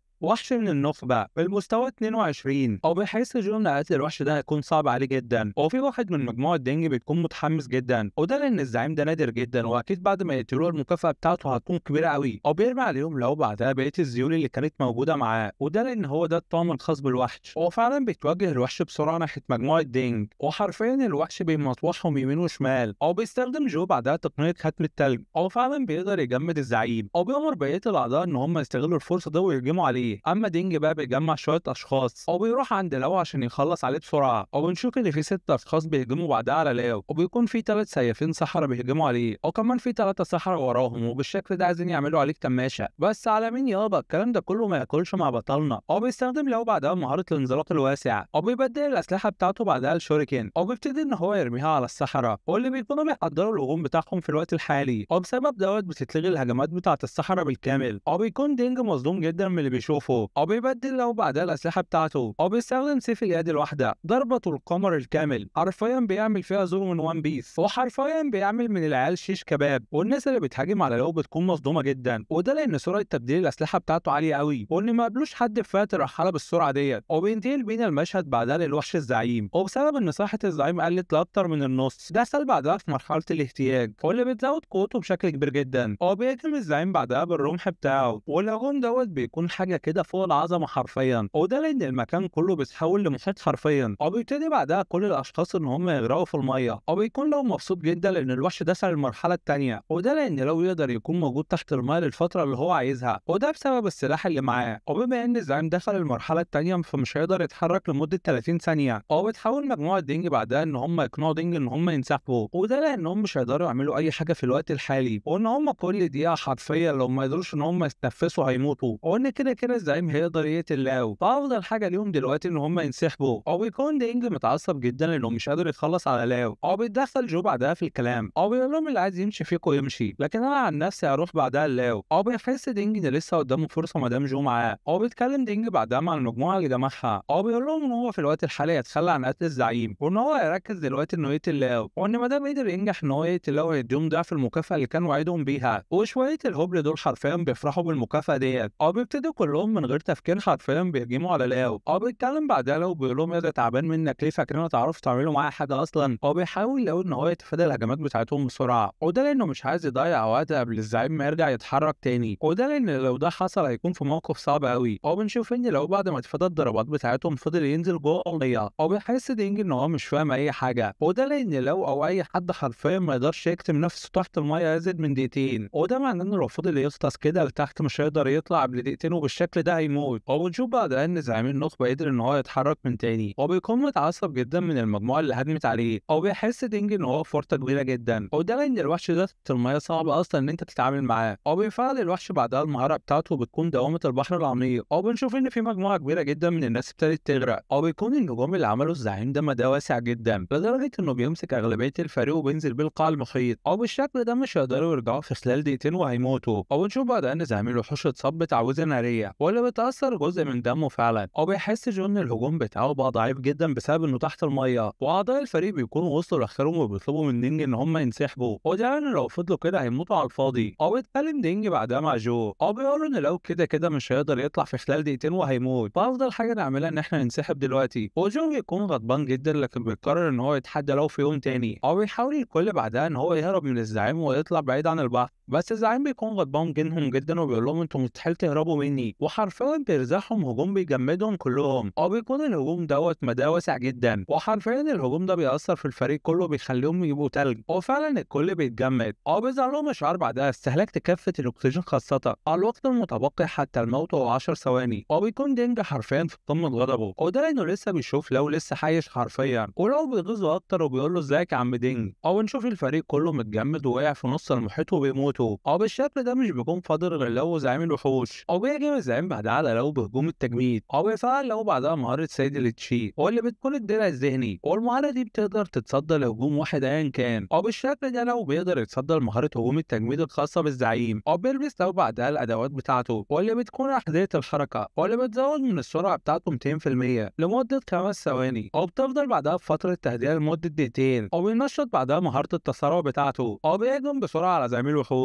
او بيبدل لو بعدها الاسلحه بتاعته بيستخدم سلاح اليد الواحده، او بتكون كامل الاحصائيات بتاعته مع المعدات بتاعته واصله لغايه المستوى ال 25 حرفيا. او بيهجم لو بعدها على الزعيم بكل قوته، او اللي بيسبب له ضرر ب 988، وده ضرر بيكون عالي جدا. والزعيم بيكون غضبان جدا وبيزق لو بعدها من عليه، او بيستخدم لو بعدها تبديل الاسلحه تاني وبيستدعي المسدس الرشاش، او بيبتدي يطلق على الزعيم بكل قوته حرفيا. او يبتدي الزعيم نقاط صحته تقل بالتدريج، وده بسبب الهجوم المكثف اللي بيعمله لو عليه. وبنشوف ان زعيم الوحوش صحته قربت تخلص خالص، او بيكون كل اللي حصل دوت من ضمن خطه لاو. او بيهجم عليه زعيم الوحوش بسرعه جدا، وبما انه حاسس انه كده كده هيموت فبيقرر ان هو ياخد لاو معاه. او بيضحك لاو وبيقول له ما تعتقدش انك هتوصل هنا اصلا، وده لان حرفيا بيرمي شوركن على الزعيم. او بيتدمر الزعيم في وقتها لان صحته بتكون قليله جدا اصلا. او بالشكل ده لو بيكون قدر ان هو يخلص على الزعيم بالكامل لوحده. او بيظهر له اشعار بعدها تهانينا لاكمال المهمه الخفيه، ظل الظلام المختفي، نقاط الخبره التي حصلت عليها 97588، بلغت المستوى ال 17. او بتظهر بعدها مكافاه المهمه. او بينتقل بينا المشهد بعدها للشط، او بيفتح كلاو الصندوق بعدها اللي وقع من الوحش تهانينا للحصول على منحة الدرجه الملحميه تعويذه المد. او بنشوف بعدها البيانات الخاصه بتعويذه المد واللي بتكون من الدرجه الملحميه. او بتزود القوه والبنيه الجسديه ب 10 نقط، والمتانه بتاعتها ان هي مستحيل تفسد ابدا. او بتكون في المستوى 60. او بيكون التاثير بتاعها هي مهاره خاصه واللي بتكون صدمه الروح، والتي تطلق موجة صدمه باتجاه الهدف الحالي مما تؤدي لصدمتهم ل4 ثواني. او بتكون فتره التهدئه بتاعت المهاره دي هي دقيقتين حرفيا. او بنفهم هنا ان مستوى العتاد اللي هو 60 دوت ده مش المتطلب عشان تتجهز بالعتاد دوت، لا مستوى العتاد بيشير لقوه العتاد نفسه. او بيكون له مبسوط جدا ان معاه المهاره بتاعت صدمه الروح، ودي لانها بتشتغل على وحوش بشر ما بتفرقش يعني. والمهاره دي بتتجاهل تماما اي فروق زي المستويات والقيود التانيه. ده معناه ان لو مع نفس الخصوم اللي في نفس المستوى هو لا يقهر حرفيا. مش كده وبس، لا ده كمان ممكن يتحدى ناس في مستويات اعلى منه. او بينتقل بينا المشهد بعدها لمكتب تعليم المدينه. او بيكون دوت هو لي تيان خبير بالمرحله الثالثه. او بيحكي عن انجازات لو التاريخيه زي انه حطم الرقم القياسي، او كمان قدر يوصل للمستوى ال 14، وعشان كده الافضل ان هو ياخد مكان في التوصيات، وده لان مفيش حد غيره يستحق ده اصلا. اما الخبير التاني بيكون متضايق جدا، وده لان لو اصلا اختار فئه الرحاله. او بيكون الشخص ده هو وينج تيان فينج خبير بالمرحله الثالثه. او بيكون وجه اعتراضه ان المدينه ما ما بتحصلش غير على توصية واحدة بس كل سنة، وازاي يدوها لطالب فئة رحالة ملوش مستقبل. هو بيقول ان هو مستحيل يوافق على الكلام دوت، هو بيتعصب ليه تيان جدا من الكلام دوت. هو بيقول له انت بترفض اي طالب بيجي من ناحية العميد لاو، وده لان الكل عارف هنا ان علاقتك بيه مش كويسة ابدا. هو بيتدخل واحد في المناقشة وبيقول لهم يا جماعة الموضوع بسيط جدا، احنا اصلا في الاساس وافقنا ان احنا ندي التوصية للطالب ليه يدوب، وده لان الطالب ده ما وصلش بس للمستوى ال 12 في خلال الاختبار، ده كمان هيقظ الموهبة بتاعة الالقاء اللي هيجي من المستوى اس، وغير الفئة بتاعته كمان لمشعوذ. او بالشكل ده ممكن نعتبره واحد من المستيقظين اللي موجودين في الذروة. لكن بما ان لو ظهر وغير كل المقاييس بالكامل، اضطر الكل ان احنا نعيد المناقشة من جديد، والاقتراح بيكون كالاتي: خليهم يخشوا نظام مع بعض، واللي يكسب فيهم هو اللي ياخد التوصية، او ينتقل بينا المشهد بعدها لمحل السمك والصيد، او يكون صاحب المحل وزن كل سمك اللي اداهوله لاو، او بيكون لاو مبسوط جدا، وده لانه قدر يبيع السمك ده مقابل 48 قطعة ذهبية. او بيجي في التلفزيون بعدها اهم الاخبار اللي موجودة النهارده، او بيقول له صاحب المحل الاخبار دي قديمة جدا، وده لان الكل عارف المسابقة اللي هتقوم ما بين الكليتين، وان اللي هيكسب منهم هياخد مكان التوصية. او بيستغرب لاو جدا ان مفيش اي حد بلغه بالكلام دوت، وده لان من مصلحته ان هو اللي ياخد التوصية اصلا. او بيتصدم لاو ان في كمية مكالمات فائتة كتيرة جدا، او ده معناه ان الناس فعلا حاولت ان هي تقوله، لكن مع ذلك هم ما قدروش يوصلوا له. او نشوف بعدها ان في شخص بيشرح دلوقتي المسابقة اللي هتقوم ما بين الكليتين، والكلية الاولى بتكون شنغوا والكلية الثانية بتكون جينج تشينج، وان المسابقة دي هتتكون من جزئين، والجزء الاول هيكون معركة ما بين الفرق ودي هتاخد عليها 10 نقط، اما الجزء الثاني هيكون عن مبارزات ورا بعض ودي هياخدوا فيها 20 نقطة، وان الكلية اللي هتجمع اكبر عدد من النقط هي اللي هتاخد منصب الترشيح، وان معركة الفرق هي 5 ضد 5، او النتيجة بتاعتهم هتتحدد في مباراة واحدة، اما المباريات التانية هتكون مكونة من 20 متسابق، وهتخشوا المرحلة التانية ورا بعض لغاية لما ميبقاش في اي متسابقين اصلا، والجمهور بيكون متحمس جدا بسبب الفرق اللي هتخش دلوقتي. او بيكون اول فريق بيمثلوا كلية جينج تشينج، او بيكون كل اعضاء الفرق في المستوى العاشر، او بتكون تخصصاتهم ما بين المصارع والساحر والمدافع والكاهن وكمان الهائج. او بنروح بعدها الممثلين كلية فانغوا، واللي بيكون مبارز من المستوى العاشر، وكمان فارس من المستوى العاشر، ومشعوذ من المستوى ال 12، وقاتل من المستوى العاشر، وفنان في القتال الحر برضه من المستوى العاشر. وبيكون الجمهور مختلف ان هو يشجع مين، وده لان الفرقتين اقوياء جدا، مع ذلك بيكونوا متحمسين جدا. وبنشوف كمان ان اعضاء مكتب التعليم موجودين هنا، وبيتسالوا هو لو فين، هو خايف ولا ايه؟ وبيرد عليه العميد وبيقول له لا انا واثق انه جاي، وبيقول لهم ليدو فين الطالب لو بتاعكم، هو خايف يواجهني ولا ايه؟ شكلي هواجه ناس اصلا مش هيقدروا ينافسوني. وبتكون جينج متعصبه جدا، وده لان الليله دي اصلا كلها قايمه عشان لو ياخد المنصب بتاعه، مع ذلك لو مش موجود اصلا. وبتبتدي جينج بعدها انها تشرح الخطه للفريق بتاعها، وبتطلب من الساحره انها تحمي الكائن بتاعهم، وده لان الفريق التاني اكيد هيستهدفوه عشان هم ما جابوش معالج معاهم اصلا. وبتقول لهم ان هم يستغلوا الفرصه بعد ما تعمل غطاء ناري، وده عشان يندفع المصارع والهايل مع بعض ناحيه ليدو، وده عشان يتاكدوا ان هو مش هيقدر يلقي اي تعويذات بسهوله. او بيعلن المشرف ان المباراه ابتدت رسميا، وبينطلق فريق جينج بكل قوته، او بينفذوا فعلا التشكيله اللي اتفقوا عليها، او بيقدر الفريق بتاع ليدو ان هو يتصدى ليهم، او بيكون ليدو فعلا ابتدى يستخدم السحر بتاعه. وبنفهم بسبب مهارات جينج القتاليه في الاسلحه الناريه، المصارع هيقدر يستغل الثغره دي ويواجه ليدو بسرعه، ومش هيخليه يستخدم السحر بتاعه بسهوله. وفعلا بيحصل هجوم متسلل على ليدو من وراه، لكن شكله بيكون مطمن قوي، وده لان الفارس استخدم مهاره الاعتراض وقدر ان هو يدافع عنه، او بيطير المصارع بعدها لبعيد جدا. وبنفهم بعدها تفاصيل مهاره الاعتراض، واللي هي بتنتقل نحو حليف قريب منك وحمايته باستخدام الدرع. اذا قام الدرع بصد الهجوم بشكل مثالي فيمكنه دفع العدو في الهواء، او بيستخدم بعدها القاتل المهاره الحصريه بتاعته وهي الاختفاء. وجينج بتؤمر فريقها ان هم يحموا الكائن بتاعه، ده لان القاتل استخدم المهاره الخاصه بتاعته، او بينبهها الكائن بعدها ان في حاجه وراها.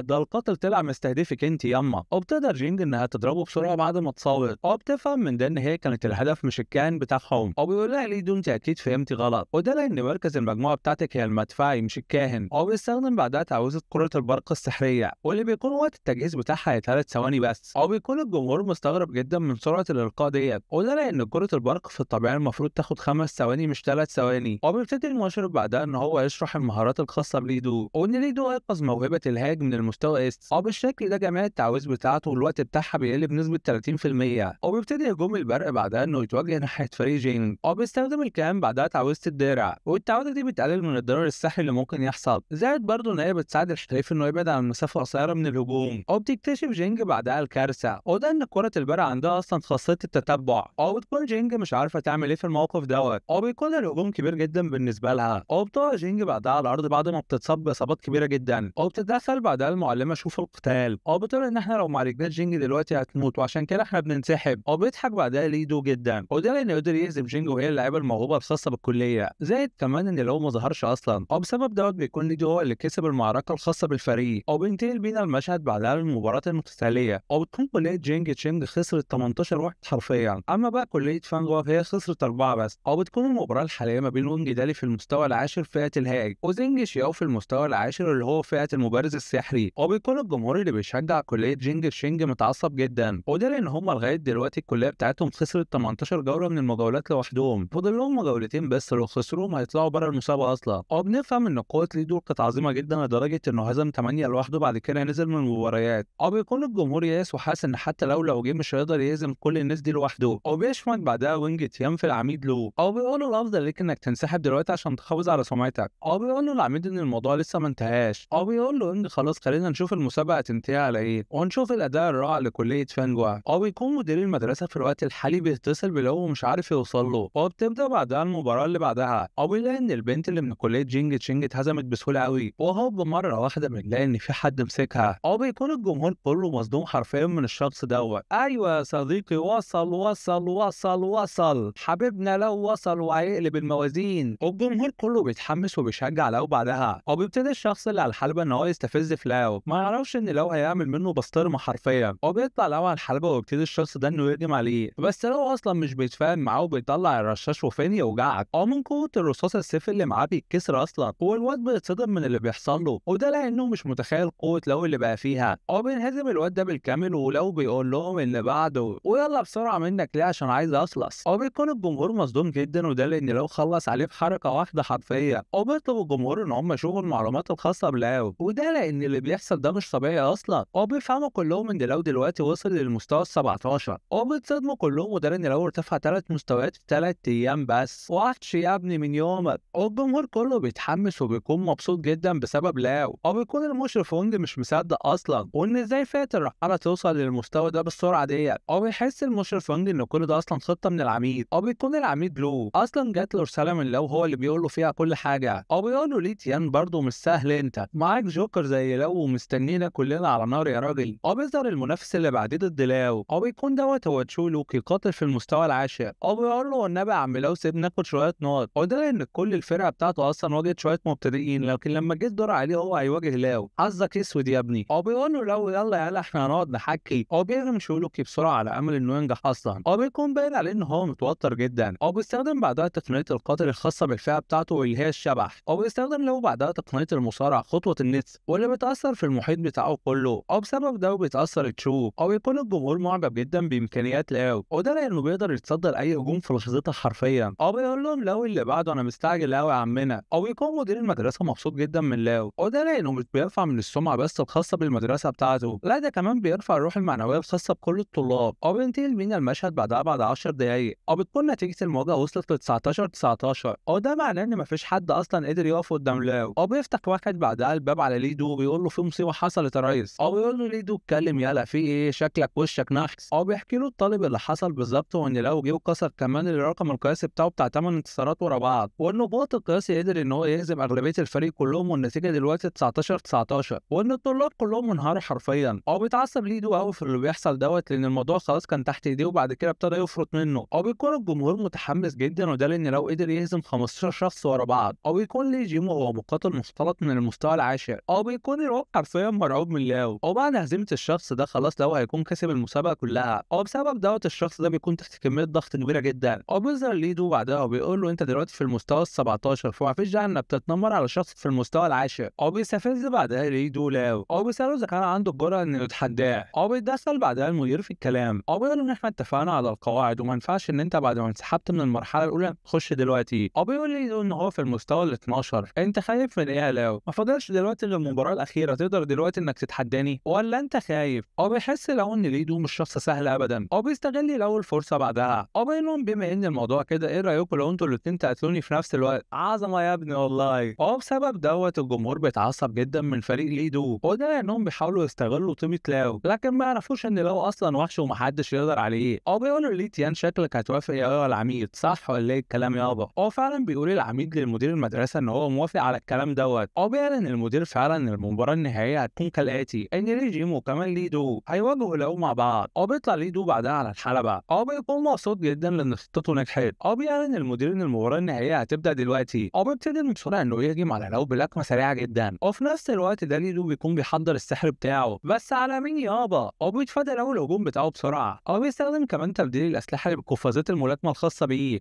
بيديله واحدة بيطيره في الهواء حرفيا. مش كده وبس، لا ده كمان بينط وراه بيجيبه. بيقلب بعدها على دراجون بول وبيديله لكمة التنين المرتفعة. بيكون الهجوم ده قوي جدا حرفيا. بيقع المصارع بعدها على الأرض. بيكون الجمهور متحمس جدا بسبب اللي عمله لاو. ده لأنه هزم المصارع بأسرع وقت ممكن. في نفس الوقت ده ليدو بيكون حضر تعويضة كرة البرق بتاعته. بيكون الهجوم بتاعه قوي قوي. بيحس لاو ان الهجوم ده فيه حاجة غريبة. بيقول له ليدو فات الأوان انك تتفاجئ يا اسطى. بيهجم على لاو بعدها بهجوم البرق. بيستخدم لاو بعدها مهارة درع البيك الذهني. بيتكلم لاو نفسه بيقول ان مهارة كرة البرق بتاخد 5 ثواني، ولو خدنا موهبة ليدو في الاعتبار لازم يحتاج 3 ثواني ونص على الأقل عشان يطلق المهارة ديت، لكن ليدو استخدم 3 ثواني بس عشان يقدر يفعل المهارة. بيستخدم الدرع الذهني مع كرة البرق. بنشوف لاو وهو بيتكلم بعدها. بيقول له الفئة بتاعتك يا ليدو هي فئة الهاج، ومن المستحيل ان الفئة دي تخلي التعويذة بتاعتك توصل ل3 ثواني بس. انت ممكن تقدر تخدع الناس اللي حواليك لكن ما تقدرش تخدعني انا. وده معناه حاجة واحدة بس، انك خالفت القواعد وعندك البركة من المستوى التاني في العالم السري. صح ولا غلط يا ليدو؟ وفي اللحظة دي ليدو بيكون مصدوم جدا، وده لان لو قدر يخرج من كرة البرق من غير خدش حرفيا. بيقول له ليدو ما تواجهليش الاتهامات وانت ما عندكش اي دليل اصلا. بيسأل واحد من الجمهور ايه هي بركة العالم السري اللي عند ليدو ديت. بيقول له واحد تاني هي في الواقع نوع من انواع التعزيز الخاصة بالمدارس السرية. بيقول له زي شق النيران بالظبط في المدرسة بتاعتنا، واللي بتكون من المستوى الاول للمستوى العاشر، ودي بتكون مستوى الصعوبة بتاعتها سهل، مجرد ما تعديها تقدر ان انت تفعل الموهبة بتاعتك وكمان تغير الفصل بتاعك اللي هي الفئة. اما بقى من المستوى العاشر للمستوى 20 فدي بتكون صعوبتها متوسطة، او بمجرد ما بتتغلب عليها بتحصل على انواع من انواع التعزيز واللي بتكون البركة. لكن وفقا لمستوى فريق ليدو في كلية فينج جوا ما يقدروش يكملوا الصعوبة اصلا اللي هي المتوسطة، وعشان كده اكيد هم استعانوا بخبير عشان يساعدهم، وده يعتبر اصلا غش ومحظور الكلام دوت اصلا في جميع المدارس. بيتعصب الجمهور كله مرة واحدة، وده لان كلية فينج هو غشت فعلا. بيطلب الجمهور تحقيق صارم جدا مع الجامعة ديت. بيسأل ليه ايام بعدها العميد لو انت لاحظت ده من البداية صح؟ بيقول العميد لو ان اكيد سرعة الاطلاق دي فيها مشكلة، وان احنا لازم نروح لجمعية الإدارة ونتأكد من البيانات. ولا انت بقى ايه رأيك يا وينج؟ بيتعصب المشرف وينج جدا بسبب الكلام دوت. بيقول لي لو بما انك اصلا مش قادر تكسب بتتحجج دلوقتي. بيقول لي ان الحاجة دي مفيش حد اصلا قدر يلاحظها، ازاي انت اصلا تقدر تلاحظها؟ اكيد اللي بيحصل ده كده. بيكون الجمهور فعلا مستغرب ازاي كل الحكام والمدرسين دول اصلا موجودين وما لاحظوش حاجة زي دي، فهيجي لو ابن امبارح هو اللي هيلاحظ اكيد حاجة غريبة طبعا. بيحس لو ان هو بيوجه له الاتهام عشان يهرب من الاتهام الاساسي بتاعه. بيحس ان لو مخبي حاجة، وده لان مش من الطبيعي اصلا ان الشخص من وفاة الرحالة يقدر يوصل في الوقت ده للمستوى ال 17، وان الاكيد ان هو بيخفي حاجة. بيقول لهم لو ان هو عنده خبرة كبيرة جدا في كل المهارات من كل الفئات، وعشان كده المشكلة اللي حصلت ديت قدر ان هو يلاحظها فورا.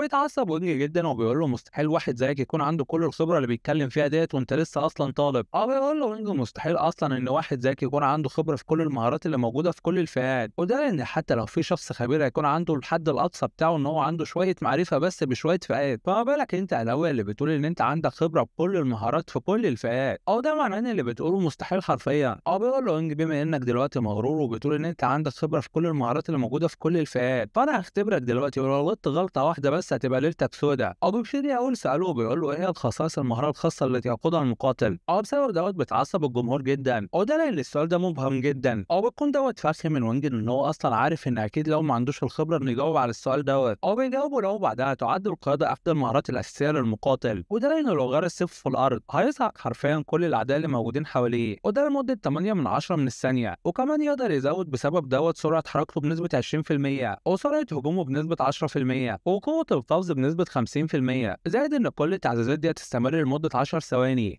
بيتصدم وينج جدا لدرجة انه كان هيغمى عليه، وده لان لو جاوبه حرفيا بكل الاجابة النموذجية، ده حتى التفاصيل المملة قالوا عليها. وبيستشف الجمهور ان لو جاوب فعلا الاجابة الصحيحة، وده بسبب ملامح المشرف وينج. بيتدخل ايده بعدها في الكلام. بيقول له بما انك بتقول بقى ان انت عارف كل حاجة خاصة عن المهارات وكل الفئات، قول لي ايه هي السمة المخفية اللي بتنتمي لصف المشعوذين بس. بسبب دوت بيتعصب الجمهور جدا على ليدو. بيقول له انت مش بتسأل بس على مهارة، لا ده انت بتسأل كمان على سمات مخفية محدش يعرفها غير المشعوذين. بيبتدي الجمهور كله انه يسخر من ليدو، مع ذلك بيجاوبوا لاو. بيقولوا ان السمة المخفية لفئة المشعوذ هي القدرة على اضافة تعزيز داخل التعويذة نفسها، وده لان ممكن ان احنا نقسم التعويذ ل5 عناصر وهم كالاتي: المعدن والخشب والماء والنار والارض، وهم بيمثلوا الخصائص الطبيعيه الخمسه للطبيعه، وعشان كده تاثيرات التعزيز بتبقى مختلفه على حسب اصلا نوع التعويذه. بيكمل عليه لو وبيقول له اصلا كره البرق اللي انت بتستخدمها اضيف عليها تعويذه معدنيه، بتفاجئ ليدو جدا لان لو اصلا عنده كل المعرفه ديت، وده لا مش ان اي حد اصلا يعرف الحاجات ديت. بيتصدم ليدو جدا لدرجه ان جسمه كله بيرتعش وبيفضل يرجع لورا، من كتر الصدمه يا عيني بيقع بره الحلبه اصلا.